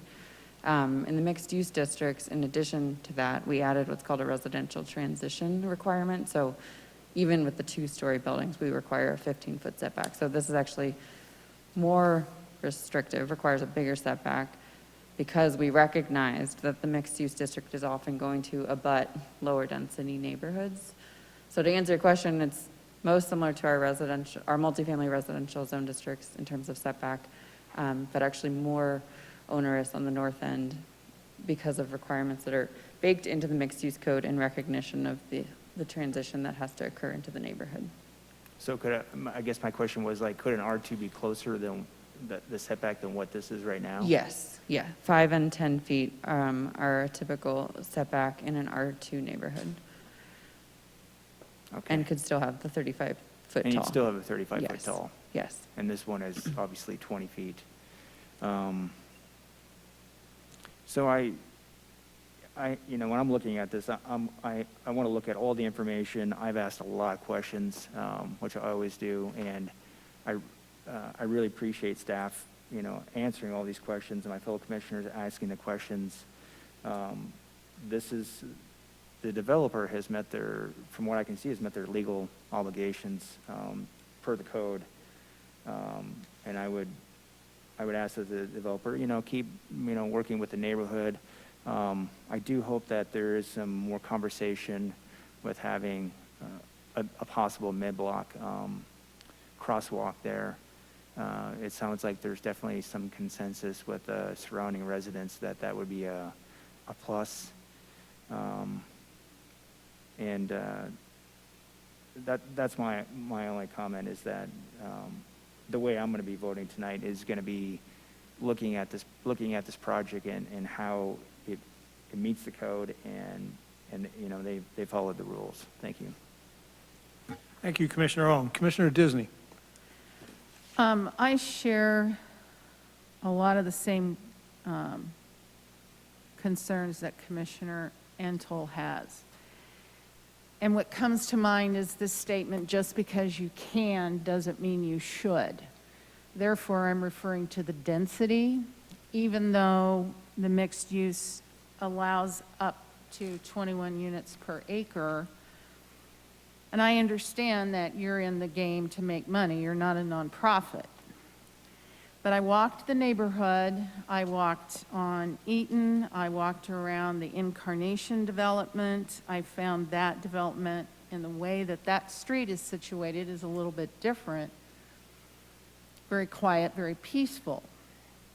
I find it hard to believe that this development is going to have that same atmosphere, because you've got it jam-packed. Every square inch of this is going to be a townhome. I don't feel like it fits in with the neighborhood at all. I looked at your website for this development, and the conceptual drawing there didn't look like townhomes. It looked like an apartment building. It was cool looking, but it didn't look like it fit in Wheat Ridge. And I know that we are evolving as a city, and we have been kind of behind the times for a long while in terms of development and bringing things up to the current era and the style. So I feel like I don't really know what this one's going to look like. So I know I'm not supposed to vote on that. I feel like my hands are tied. You have met all of the requirements necessary. Staff has done an exceptional job, as always, of presenting the case. I'd like to thank all of the residents that came out and took time out. I feel your pain. I feel sad for you. Eaton is a cool street. It's full of a lot of different types of houses. It's a mixed bag. You've got a log cabin. You've got a lot of mid-century tan brick homes. You've got some really cool Tudor architecture on that street, and it's a special neighborhood. I really encourage the developer to step up. You're not a local developer. You're from out of state.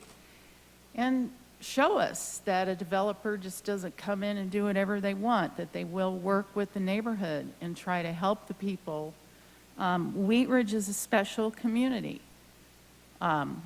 We are a small town. We are in the middle of a big metropolitan area, and people live here for a long time because they like the atmosphere, and people want to live here because of that atmosphere. The people with kids move here, and then we have concerns about the traffic, understanding there's going to be 10 children under the age of 9, I think, something like that.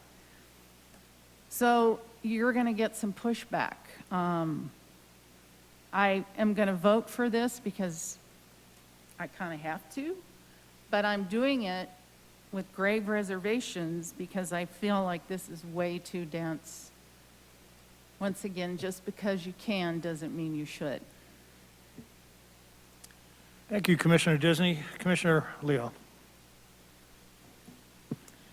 Yes, I really enjoyed listening to all the citizens. I'm glad that there was so much participation. I didn't really hear that they were against the project. I heard about all of the problems they think are going to happen because of the problems. So hopefully the city will work with them on the traffic issues. And the privacy, I don't know how that's going to be addressed. I didn't hear any response from the developer when he, on his last response to the questions about the balconies and the privacy and how that could be handled as far as looking over into the single-family yards. So I don't know if that's something that can still be answered or not. But, you know, I really didn't hear that the neighborhood was against the project. So just issues that need to be addressed, serious issues that need to be addressed. And that's all. Thank you. Thank you, Commissioner Leo. And for myself, I will,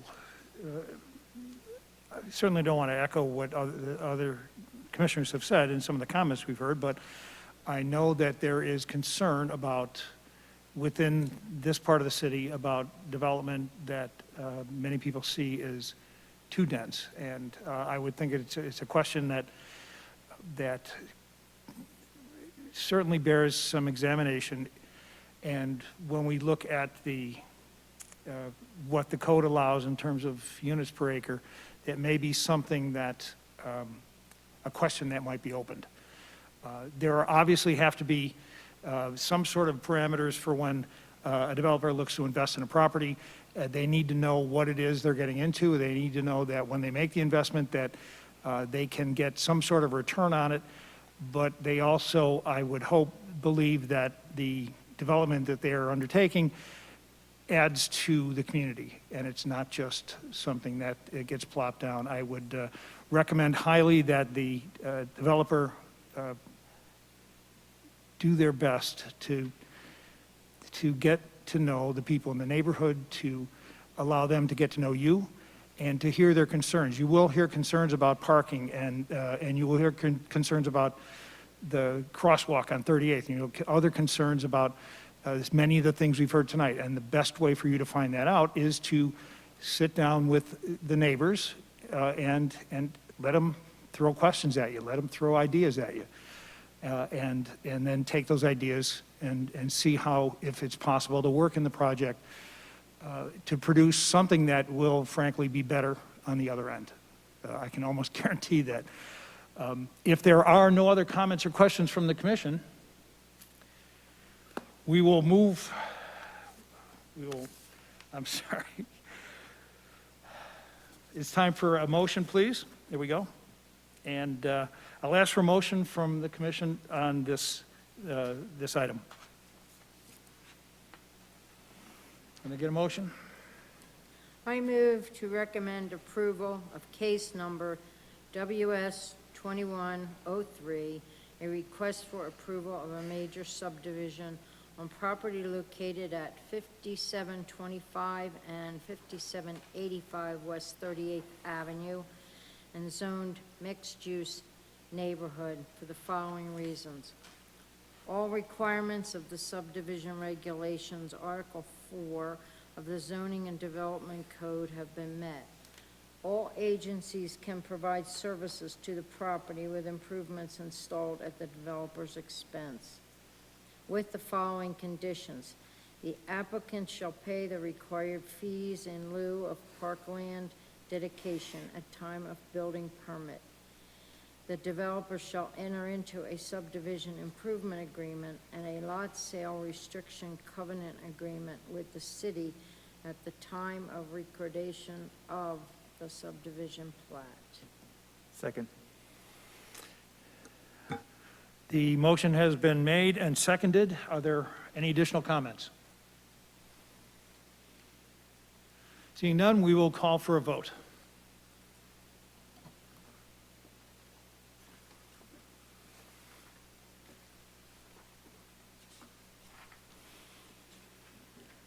Motion carries 5-1. Thank you. We will now move on to our second public hearing tonight. This is for case number ZOA 21-02. This is to consider an ordinance amending Chapter 26 of the Wheat Ridge Code of Laws regarding outdoor recreation equipment on private property. First, we'll hear a report by the staff, followed by a public forum. Lauren? Thank you. If we may, maybe give folks a chance to depart, and I'm gonna, I don't need the screen, so I'll put that up while the room turns over, and then I'll start my presentation in just a moment.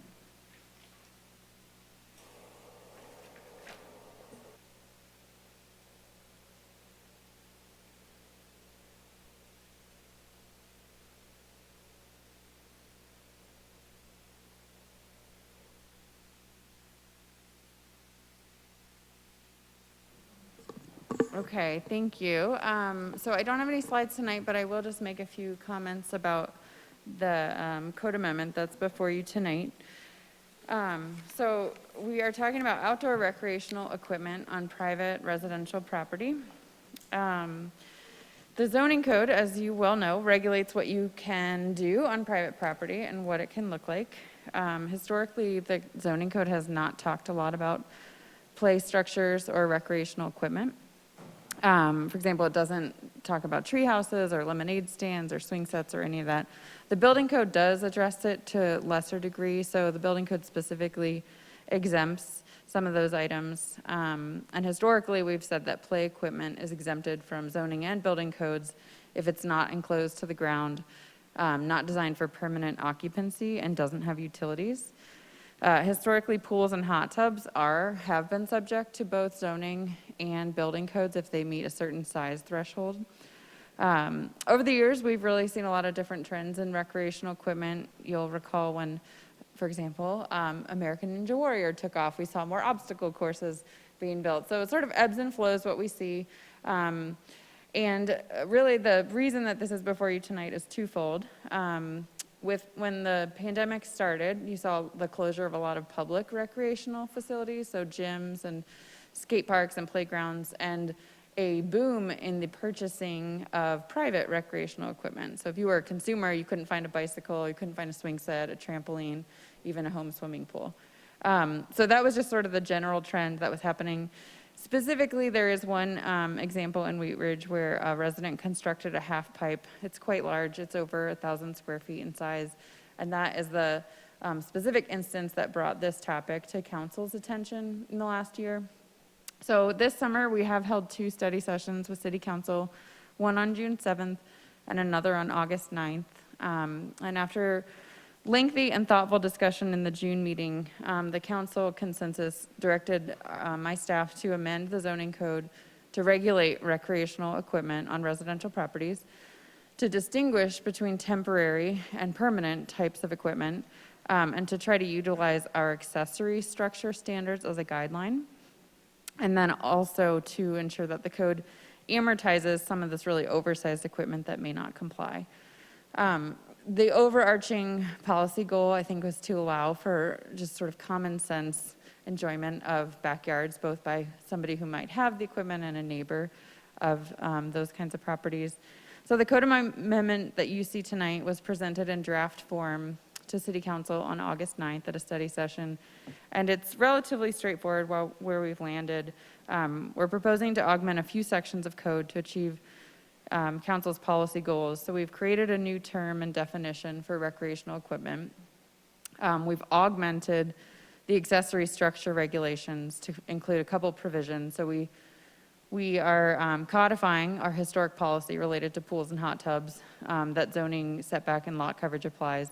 We've codified exemptions for sort of smaller or more temporary types of equipment. And then the sort of overarching goal here was to codify regulations for larger or more permanent types of equipment, namely size, height, and setback requirements. We've also ensured that recreational equipment can be eligible for a variance. Only certain code sections are eligible for variances, so we've added this in quite intentionally. And then again, created what we call an amortization schedule. So there's a date in April, which is about 6 months out from the effective date. That would be the deadline for anything to comply.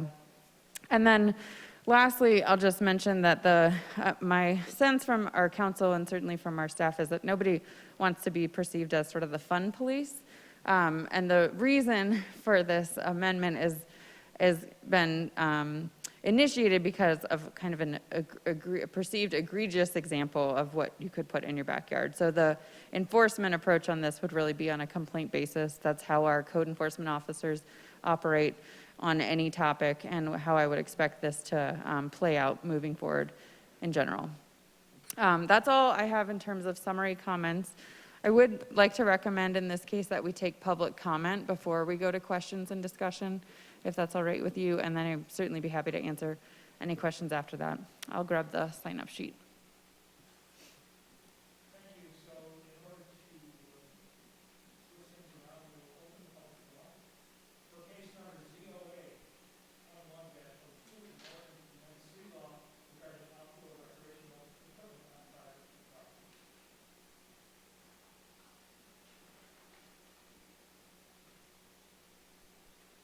Okay. First public speaker will be Kathleen Baccarini. Thank you. Please.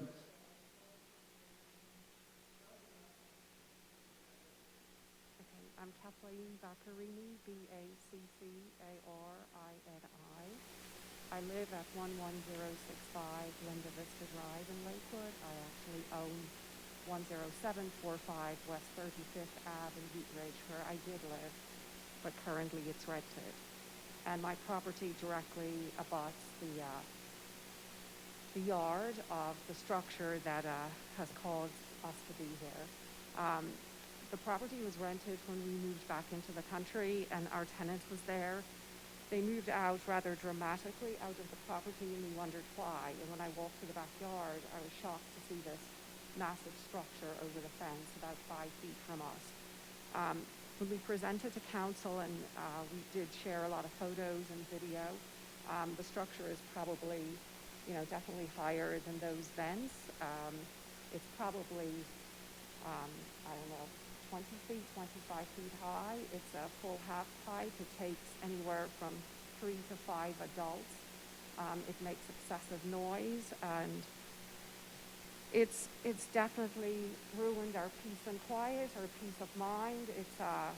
And basically our privacy. So it's interesting tonight that we heard so much about privacy in the first part of this meeting, but imagine sitting in your backyard and you have 5 adults on a structure that are completely, pretty much in your yard because it's 5 feet from the line. So I greatly appreciate, but I have some questions on the new, changing the code, and I'm wondering why a recreational structure would need to be 12 feet high, and if it is 12 feet height and maximum, can you have a full adult on top of that 12 feet high? Because then you're still basically in my yard. And believe me, I have 2 boys who have had trampolines and many other things, and it would never occur to me to put a structure of this size in anyone's yard. The peace and quiet of the neighborhood has been ruined.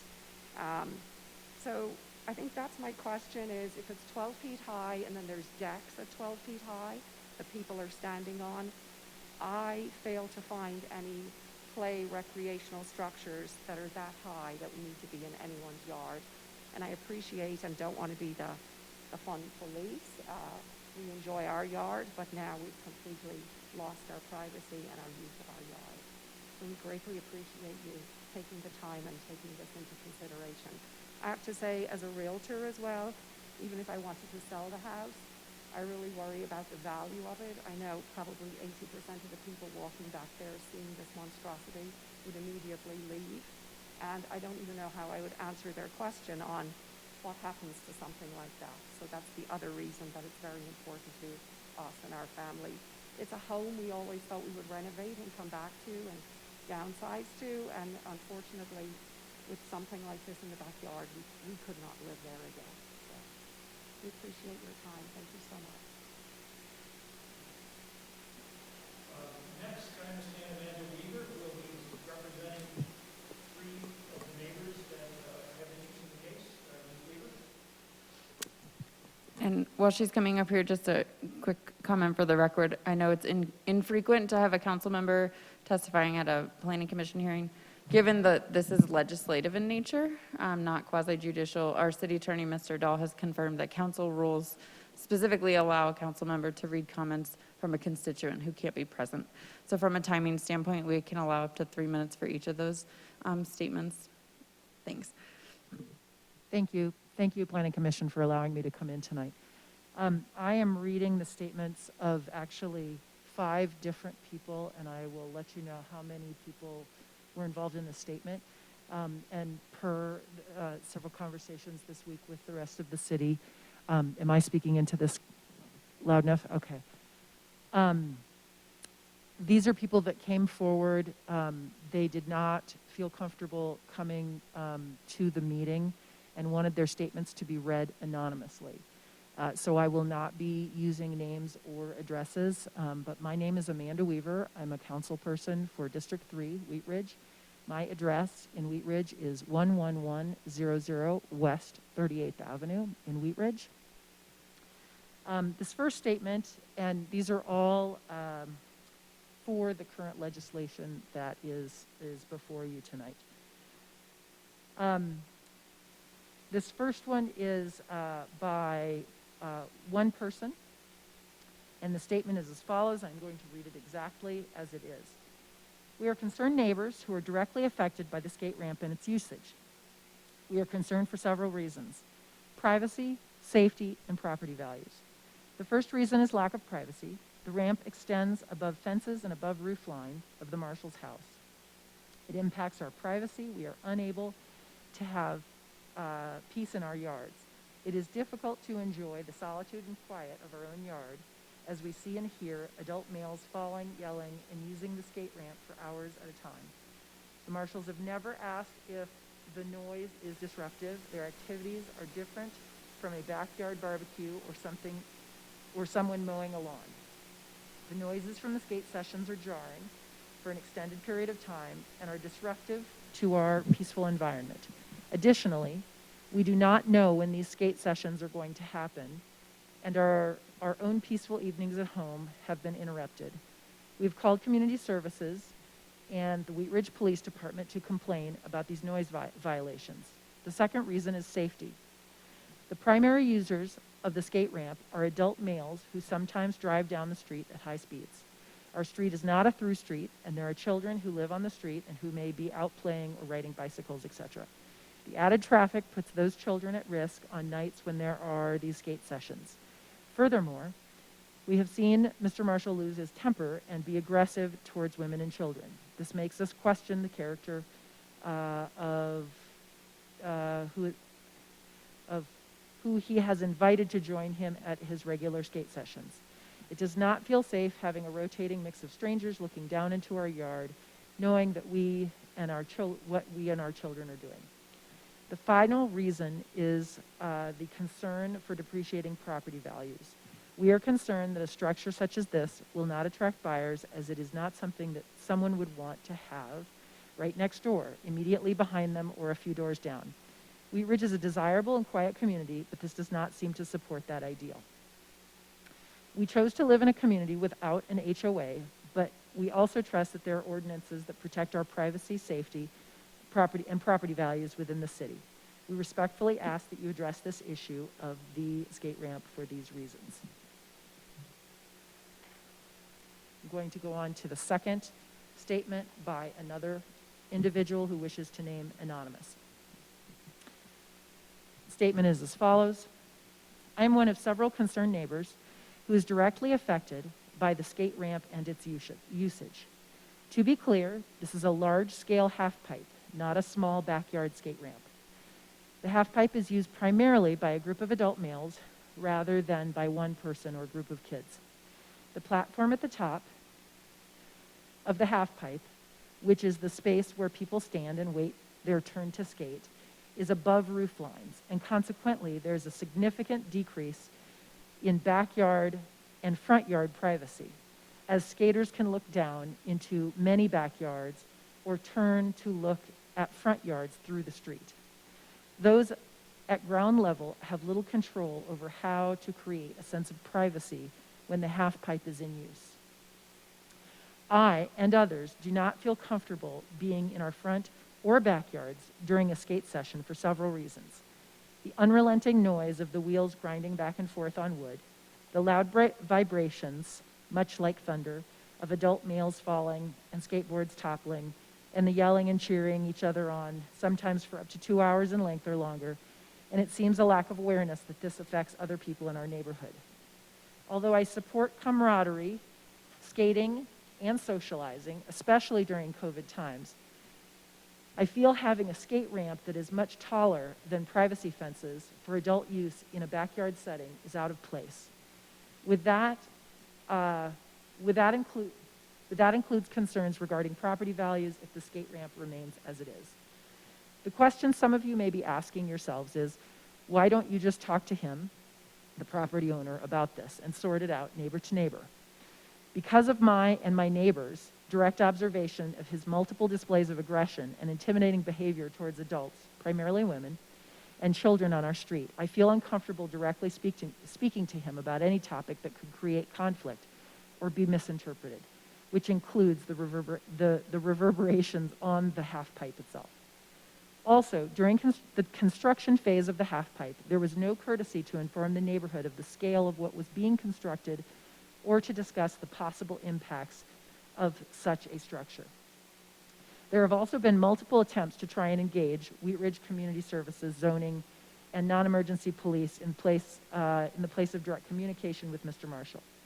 The channels that were reached out to essentially told us that there was nothing they could do due to the current zoning and codes, and that the noise was not considered a nuisance. The last thing we want our kids to see or neighborhoods to experience is escalating conflict, which is why we are so grateful to voice our concerns in an anonymous fashion, as we will continue to live in community regardless of this outcome. The last statement is by a group of 3 people, and this is the last one I have for you tonight.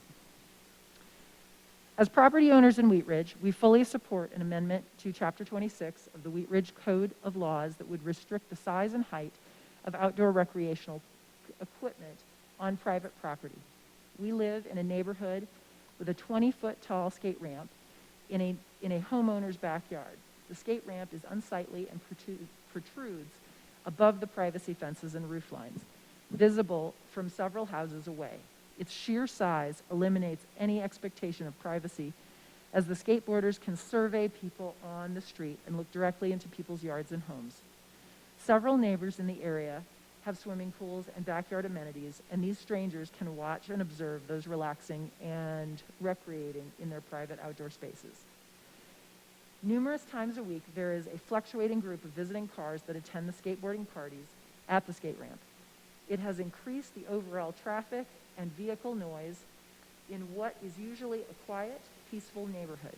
Prior to the skate ramp being built, the neighborhood was active, with families out with their children or socializing with one another. When these skating parties began, the dynamic of the neighborhood changed, and the people retreated inside their homes to escape the noise and intrusion. The loud and rowdy sounds from the skate ramp continue for hours and are accompanied by yelling and hollering by the participants. In addition to the noise from the wheels and the ramp, every so often you hear a loud crash or thud, which is jolting and unsettling. No one is using the ramp, including the homeowner. No one using the ramp, including the homeowner, seems to care if they are disturbing the peace. Noise complaint calls are discounted or dismissed, and reports to code enforcement and community services go unanswered. The hope is that the homeowner would show some consideration to reach out to make sure that the ramp is not a nuisance, but that has not happened. Neighbors were not even notified prior to the construction of the ramp, nor consulted on its possible impact within the neighborhood. For numerous reasons, we do not feel that we or other neighbors are comfortable addressing our concerns directly with the homeowner. In Wheat Ridge, you need to hold a permit to build a fence, a deck, a shed of a certain size, or make any major changes or additions to your property. But there are no permits on file for a skate ramp, meaning no prior approvals were given by the city. Therefore, the structure should not be allowed to remain as is. The skate ramp brings no value to our community, yet could negatively affect future property values if the market settles and buyers become more selective. While we don't want to overregulate what happens on our properties or in the privacy of our backyards, the skate ramp shows the need for such policies so that one homeowner cannot determine the quality of life for an entire neighborhood. We hope that you will consider amending the code in a way that will address not only the existing structure in our area, but also protect other residents from having to encounter similar issues that impact the privacy and peaceful enjoyment of their neighborhoods. Thank you. I can also verify these are all District 3 residents. Thank you very much. Thank you, Ms. Weaver. And the next person signed up to speak tonight is Jill Falwell. Are you present tonight? Jill, okay. Is there anybody else that would like to speak? Please step to the podium. When you get there, please give us your name, spell your last name, and provide your address, please. Hello, I'm Enzo Perry. I live at 10750 West 35th Avenue. That is Perry, P-E-R-R-I.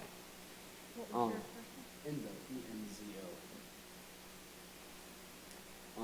The skateboarding goes endlessly. It goes all through the night. Or not all through the night, but as somebody that has to get up early in the morning, I get up at 3 a.m. usually. I try to get in bed by 8, and it's continuous. It's that solid, just hollow knocking noise of just skateboard wheels on hollow wood. It's brutal. I don't know what to do. And you call Wheat Ridge for a noise complaint, and they don't get to you till the next day. By the time they get to you, the noise complaint's over. We just want peace and quiet in the neighborhood, and it's really unfortunate that we have to get to this point where this gentleman is so aggressive within the neighborhood. He's threatened to break our windows when I flew a little hobby plane around the neighborhood. So he's just a very aggressive, intimidating man that walks around the neighborhood and shows displays of aggression towards his other neighbors. It's really sad and unfortunate. So, just some background knowledge. Appreciate it, guys. Thank you.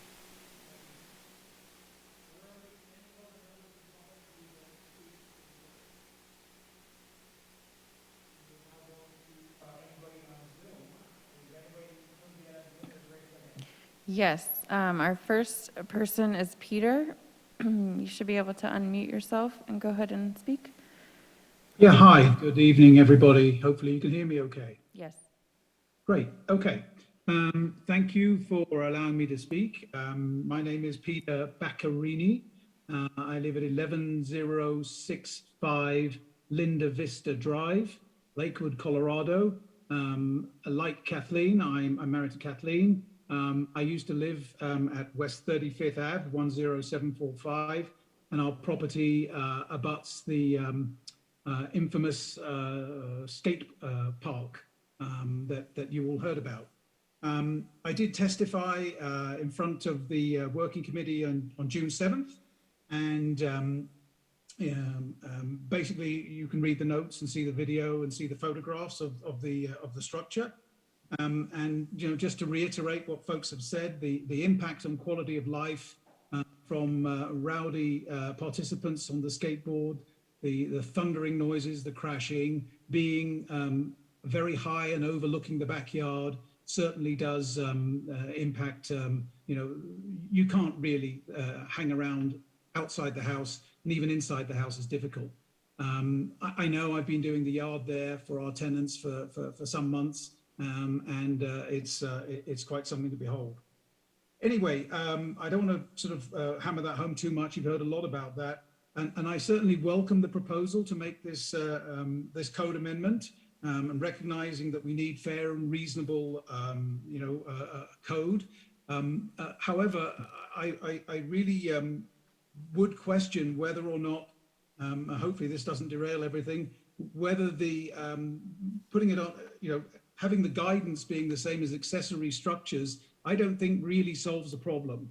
If you have a 12-foot play structure and you put 6-foot nails on there, that really is well over the 6-foot privacy fence.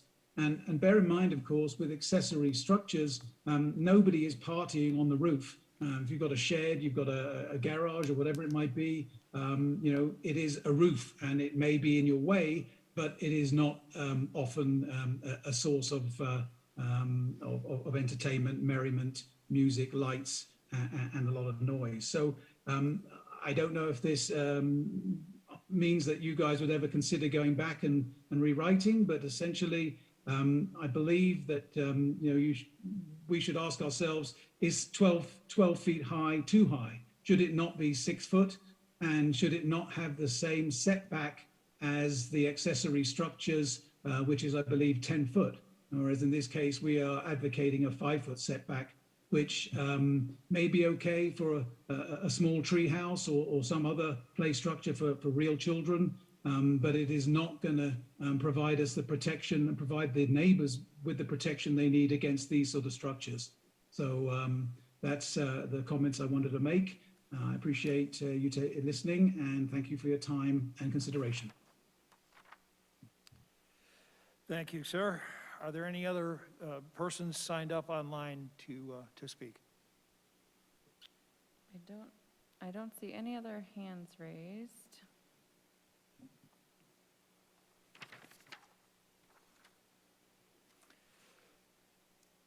If there's anyone else who would like to comment on the agenda item tonight, please raise your hand or step up.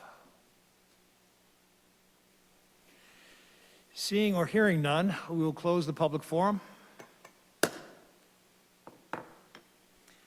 We will now take questions and comments from the commissioners. We'll start this time, I'm not right, with Commissioner Leo. No, that surprised me. Okay, I have,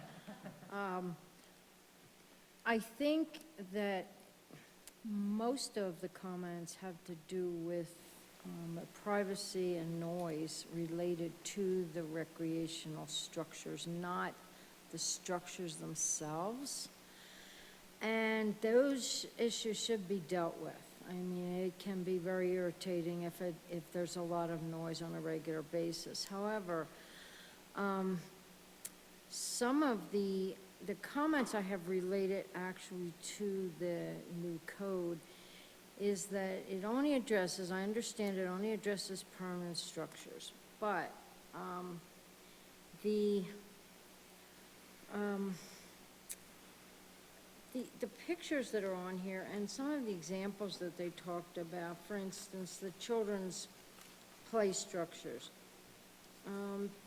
generally don't have adults and a lot of noise related to them. They might, but again, that's a separate issue.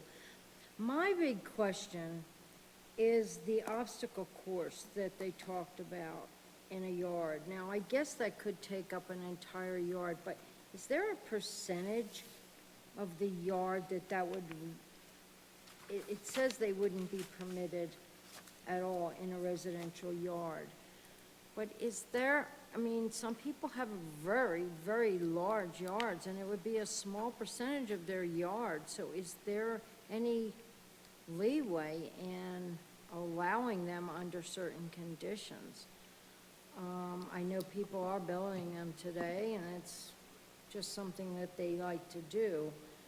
And also, you mentioned, my one question was going to be about the amortization schedule, which wasn't on here, but then there was mention of April. Is that April of '21 or going back to that date, or what was that? Sure.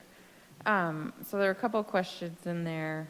In terms of the obstacle course, so this specific example of that image is too big footprint-wise and too tall, but smaller obstacle courses would be permitted so long as they comply with the maximum size, height, and setback. And then for those yards which are, significantly larger, or there's some interesting fact pattern that's unique, a variance is always an option. So, we do have some properties that are enormous, and 400 square feet would be maybe tiny compared to the impact. And we use the variance process every now and again for unique fact patterns. But we did not explore a percentage of the lot area as the upper limit for recreational equipment. That wasn't council's direction ultimately. We have included the overall lot coverage of the zone district always applies. So like in an R2 zone district, 40% of the lot area can be covered by structures. So whether that's the house, the shed, the garage, the deck, and the recreational equipment. So that is an upper limit percentage. But no, we didn't go forward with a percentage for the recreational equipment. You're right about noise, that a lot of the issues with the example that's been brought up is noise related. The city did revise noise standards earlier this year. Noise issues are not in the zoning code. That's a nuisance code that's regulated by the police department. And there are definitely some challenges in enforcing noise. One of our, the one gentleman that testified, it happens at a point in time, and if the police can't show up at that point in time, it's a cat and mouse game. So there's definitely challenges there, but we do have noise regulations that I know our police department is working to try to figure out how they can apply those in this case. And then your last question about amortization. So the language is the very last page of the ordinance that has language on it. It's paragraph 6, right above section 4.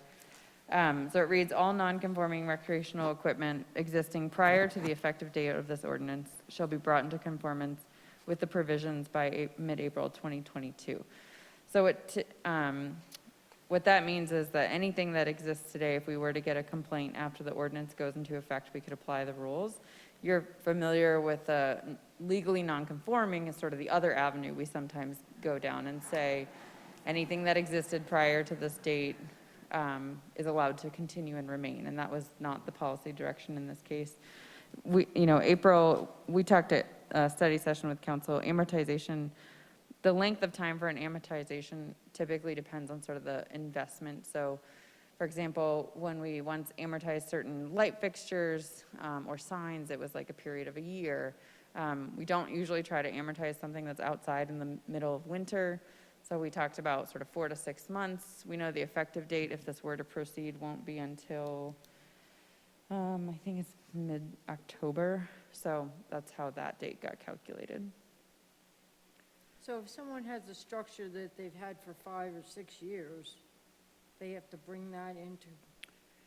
Theoretically, but from an enforcement standpoint, it would be complaint driven. So if there's a neighbor that has had an issue with it and that came to our attention, then this would allow us to enforce the code essentially retroactively. Oh, Yep.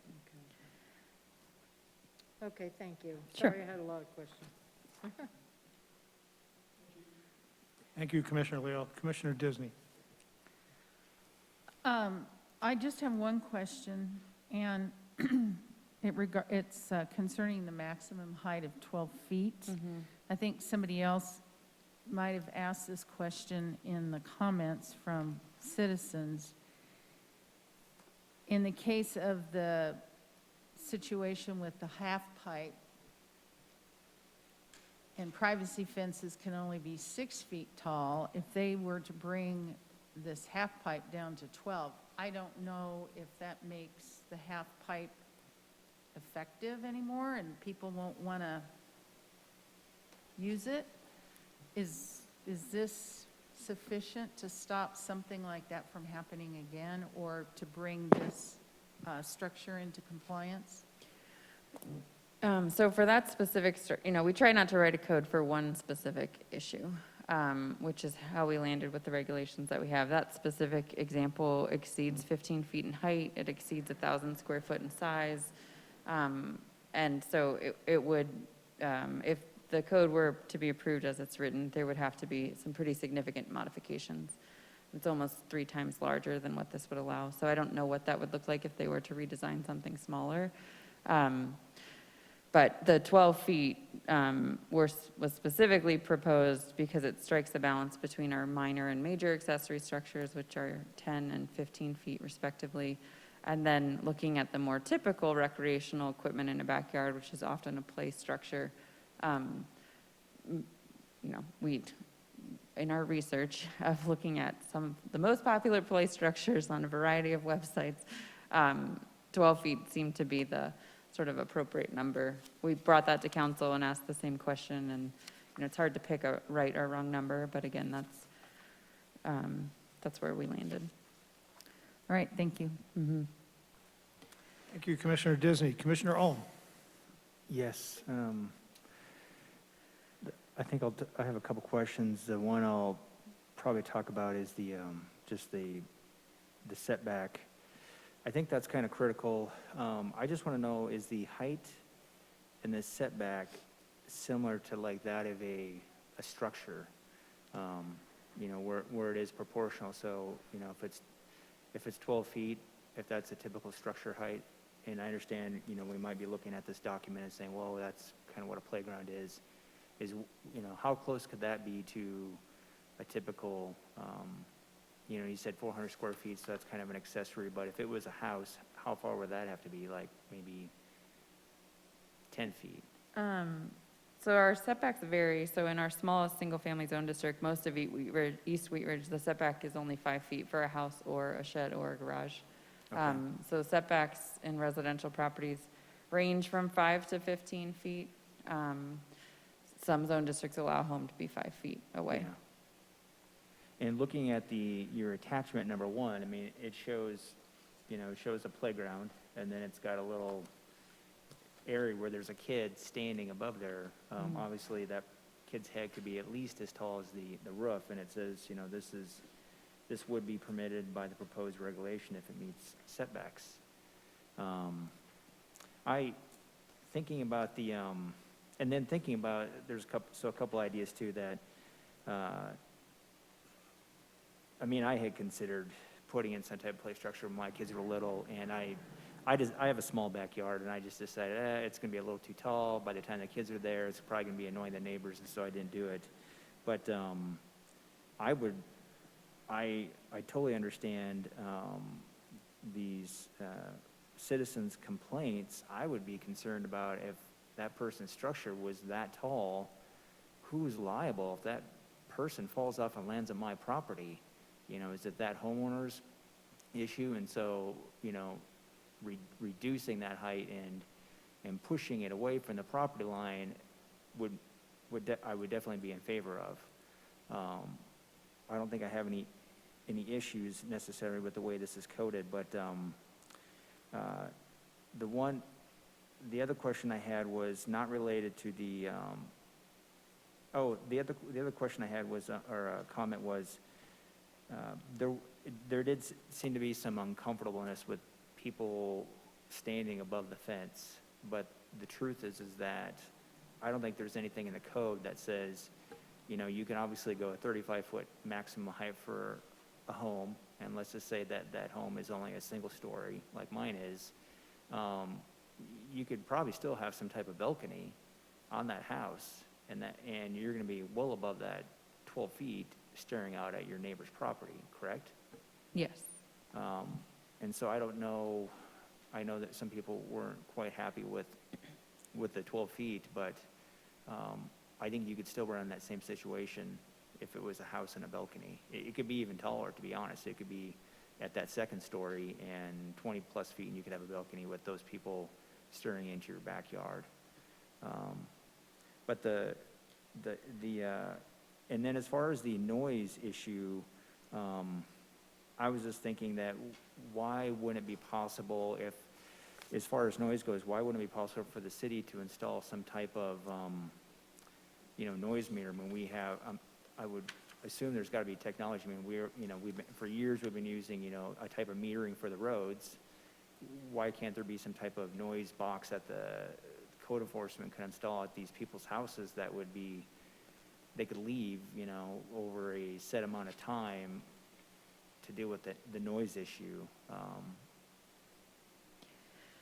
Yeah, there, so you can get decibel readers, is that what you're referring to? When, earlier this year, and I wasn't involved in this process because it's outside the zoning code, but my understanding is that there were some noise complaints associated with more commercial and industrial properties, and there was a public survey on our What's Up Wheat Ridge page related to noise, and where they landed, I believe, is that there are decibel limitations for commercial and industrial land uses, but not specific to residential land uses, that there are other, I believe it's, I forget, there's a term that they used to determine sort of unreasonable noise that extends for a certain period of time. But the code does not have a decibel limit for a noise source on a residential property, only commercial and industrial at this point in time.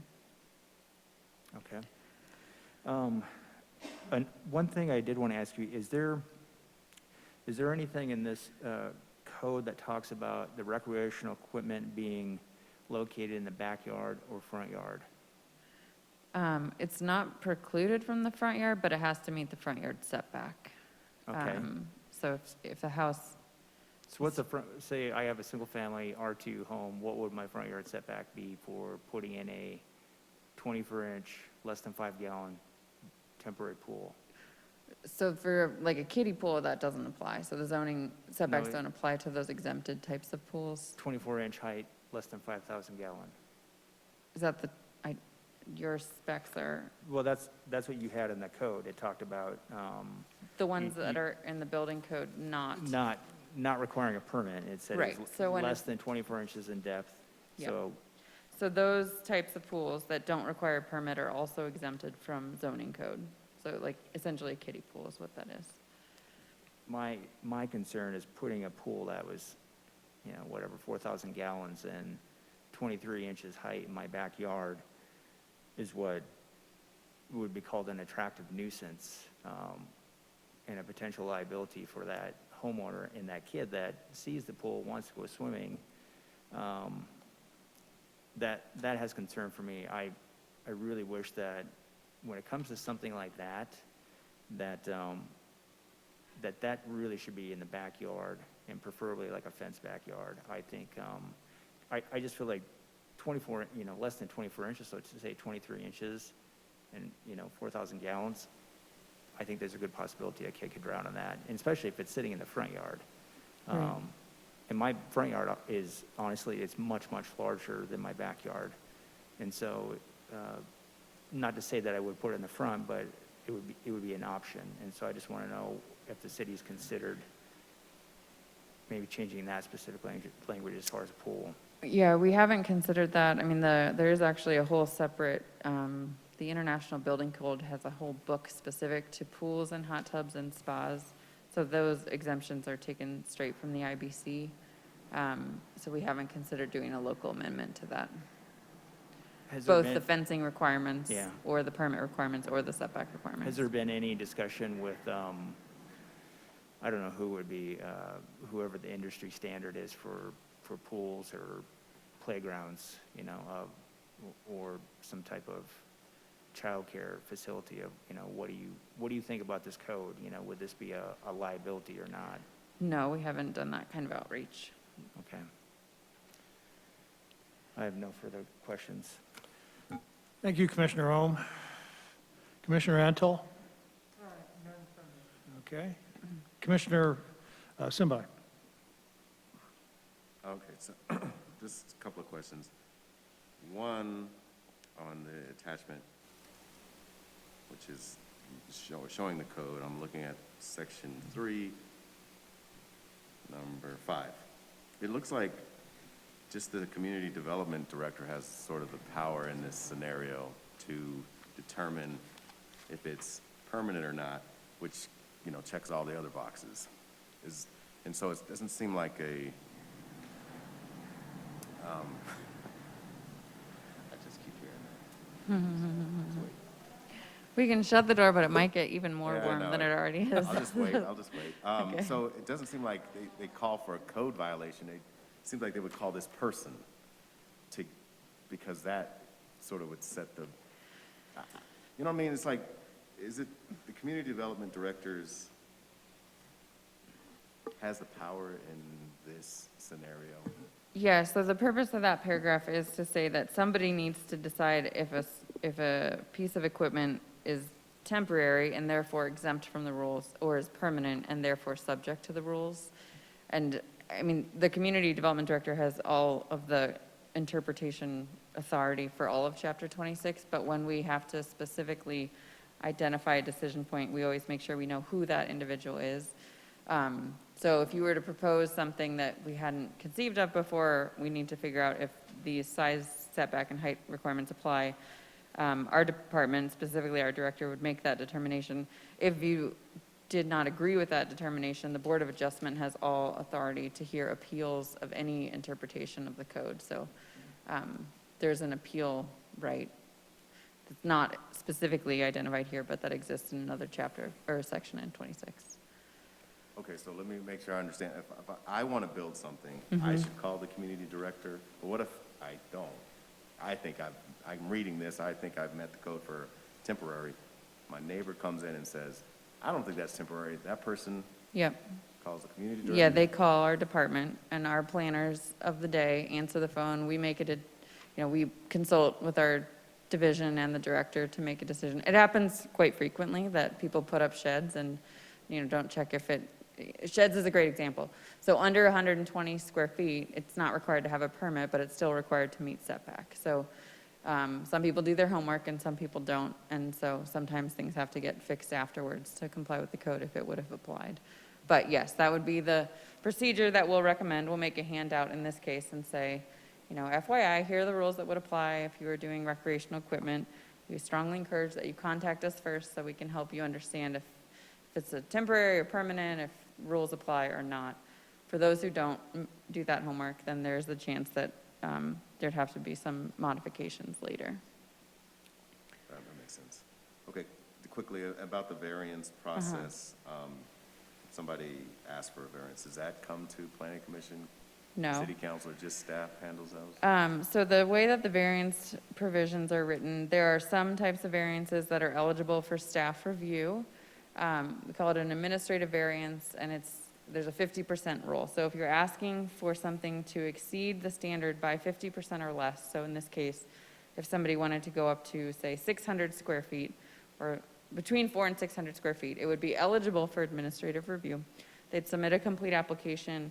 We'd post the property for 10 days and send letters out to adjacent properties. If we get an objection, it goes to the Board of Adjustment for a hearing. If we get no objection, then it can be approved by the director. If it's a bigger variance than that, so they want to exceed the requirement by more than 50%, it automatically has to go to a public hearing at the Board of Adjustment. So that is the board, similar to you, made up of 8 members, 2 from each district, actually with alternates. That is their jurisdiction to hear variance cases. I mean, the hardest part of this is, and you alluded to this, Lauren, is it seems like we're writing this for one structure.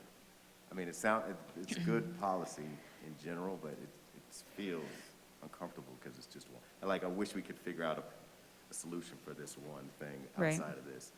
And I know maybe you've thought about it, but it's just a little weird to me. I'll stop there. Yeah, I think that was council's discomfort as well, frankly, in the study sessions that they met with, is like, it's never a fun position to be creating code and policy when you have sort of a bad actor that you're trying to address, and everyone feels like they're being punished by sort of, we try not to over-regulate things, I would say, in Wheat Ridge. With the noise ordinance not sort of being sufficient, and just the gut check moment of like, this is really big. Like, is there a number we can say that like is too big? I think this is where it evolved from. I don't have a good sense of like how many other things are out there and how they relate to this code, because they're frequently in a backyard. So yeah, it is a little unusual. It's not the typical way that we bring a code amendment to you, but this is the legislative process on full display when there's a concern and it goes to council. This is sort of how codes can get written. So not the typical path, but certainly an option. Thank you. Thank you, Commissioner Simvay. And my questions and comments kind of follow along that same line.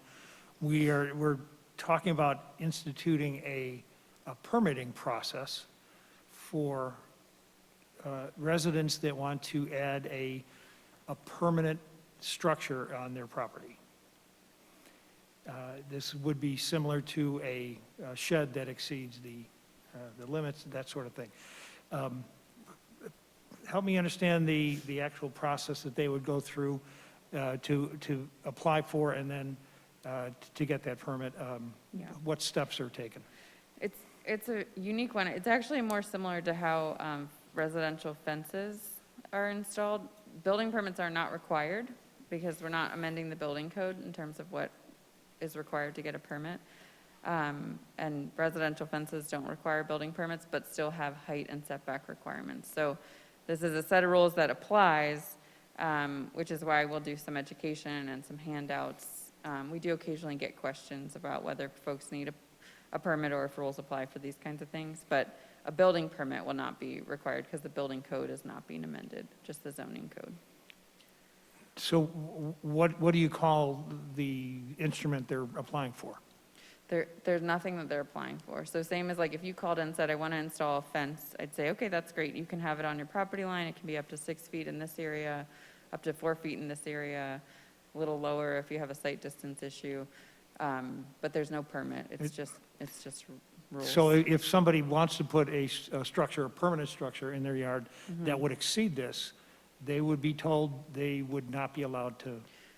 Right, so It we would tell be them. violation of the city code, and they could not do it. Correct. Okay, Yep. okay. The enforcement, once this goes into effect, and then conforming structures, how is that going to work? Is it complaint-driven as well, or? Yes, most of our code enforcement activity is complaint-driven, and this would be the same. For the one, in this case that we know about, we'd send them a letter. They've been aware of the fact that, I've made them aware of the fact that the codes could change. So for that individual, we'd let them know the compliance date, but anybody else moving forward would be strictly complaint-based. Okay. And so that the enforcement process is spelled out in terms of the steps that will be taken, and Yes, so there's what the penalties and whatever. Yes, so it would follow that administrative citation process that's in a separate section of our code where, you get a warning and then it's a citation and they sort of escalate. I mean, our code enforcement team, I think, prides themselves on trying to work with people. They're not trying to be the heavy, so they're collaborative compliance. For something that has to get dismantled, it can't be done immediately. So they're usually pretty good about working with folks, but yep, it would be our code enforcement team and the police department that would help us enforce these rules. Okay, thank you. I do believe that this does address an issue, like a few others that have come before us, that identified blank spots in the city code that need to be filled. Structures change, people's residents' ideas for how they want to improve their properties changes over time, and I think it is upon the city to make rules so everybody understands, and they understand what is permitted and allowed and what is not.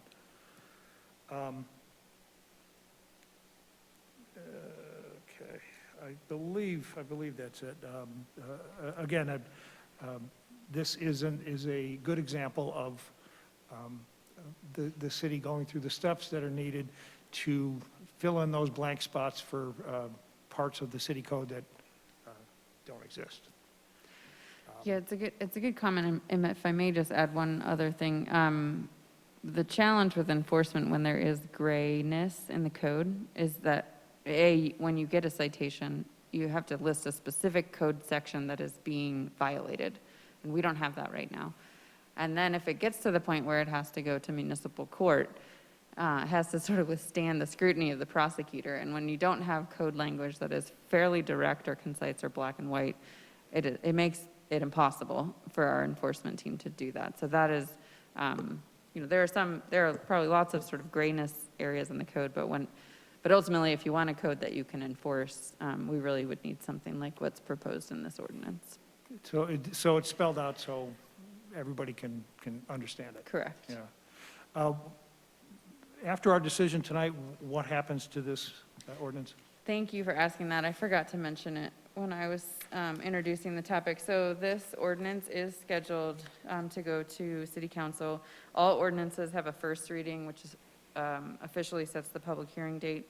The first reading is September 13th. No public comment or staff presentation occurs at that date. The public hearing is scheduled for September 27th. That's a Monday, and that's the meeting date where we'd make another presentation and welcome public comment either in person on Zoom or ahead of time on Wheat Ridge Speaks. And I'm sorry, is that the late September one, is that the first reading? September 27th is the public hearing. Okay, great. Are there any other questions from the commission? Comments? Okay, well then let's move on to a motion. Is there a motion on this proposal? I move to recommend approval of a code amendment modifying Chapter 26 of the Wheat Ridge Code of Laws regarding outdoor recreational equipment on private property. Second. Mr. Chair, did want to say one thing. I mean, I'm going to vote yes for this, obviously, and assume that it'll go through and get voted on properly by City Council and approved. It says April 12th or April 2021, so there's still an issue. 2022, thank you. There's still an issue with this half pipe between now and then, and I can assume there's a lot of nice days still ahead. I'd love to figure out another way to, discuss this with the owner. So I'm just putting that out there. Yeah, and we have offered mediation. The city sometimes does pay for mediation among neighbors, and that we mentioned that to Council Member Weaver. So if that's something that can help with some of the dynamics that sound like they're happening out there, that's, for the record, something the city can do. Mm-hmm. Other comments? Yeah, I just have one last one. I hope that there's, I'll be voting yes, but I hope there's some more thoughtful consideration of the pools. I think I'm less opposed to, if it's just kind of a temporary, like, hey, we're putting this up for the day and there's a little pool in the front yard and whatever. But I'm just more concerned about, last year during COVID, I ended up putting a large, above grade, just float, air pool in the backyard, and it stayed up kind of the whole summer because nobody could use the pools. And, that's my concern, is having something like that in the front yard and just left kind of unattended. That I hope there's some, just for staff to kind of look through that and maybe check with the city attorney, is that, what's his definition of an attractive nuisance?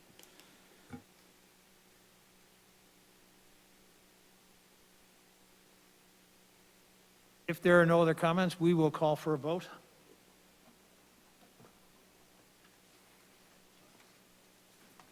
Motion carries 6-0. Thank you, commissioners. Let's move on to old business. Is there any old business that would make for a good discussion this evening? Mm-hmm. No old business from me. Move on to new business, please. So upcoming meeting dates, I think I previewed this last time, but we will have the September 16th meeting. We also anticipate having both the October 7 and October 21 meetings. So for sure the next 3 in a row. There is a 5th Thursday in there somewhere, I think, so you'll get a little bit of a break. And then my project update for you tonight is related to the Let's Talk resident engagement program. I think I mentioned maybe a few weeks ago, we're in the Lepla Manor and Applewood neighborhoods right now. So Lepla Manor, it's it's not a common term for a neighborhood, and it's not commonly known even in that neighborhood, but it's the area that's between Harlan and Wadsworth, 44th and I-70, so the far northeastern area, smaller, geographically smaller by population. And then the Applewood neighborhood is south of Clear Creek and essentially everything west of Parfett Street. So we have completed the first round of engagement. That's when we call it the Prime the Pump survey, just kind of the open-ended, what do you love, what do you need, wide-ranging responses. The report that summarizes those responses is on our What's Up Wheat Ridge page. And we are currently in the second phase where we have compiled, based on those original responses, a set of action items or projects that the city could do. So we're asking folks to weigh in on those options. I think there's maybe about 10 for each neighborhood that respond to their original feedback. We have a survey online right now. It's open for a few more weeks. And then we also have an open house that'll happen next Wednesday, September 8th at the rec center. So it duplicates the survey, but essentially we have representatives there during that open house time from engineering, planning, and Parks and Rec if there's any questions about something going on in the neighborhood or specifically about those action items that we've proposed. We had one yesterday, last night, in Lepla Manor, and it was well attended. It was kind of fun to sort of get a chance to talk to people. We're just trying to make ourselves more available. So that's my project update. We bring the summary of these two neighborhoods to council in a study session on October 4th. And I will say that the feedback we got from our first two neighborhoods, East Wheat Ridge and Bel Air, have certainly informed some of the 2022 budget. So we are listening and we are doing things with that feedback. The 2022 budget message references sort of how certain projects in the budget relate to council goals and also specifically to feedback that we've gotten from the Let's Talk program. So we're trying to listen and take action accordingly. Thanks, Lauren. Can I ask you how many neighborhoods are left and when they will appear on the schedule? Yeah, so we have a total of 10. We broke the city into 10 smaller geographic areas or neighborhoods. So we are in our third and fourth right now. And the schedule that we had mapped out is that we'd hit sort of 4 neighborhoods per year. Each blitz is taking us about 4 months maybe to complete.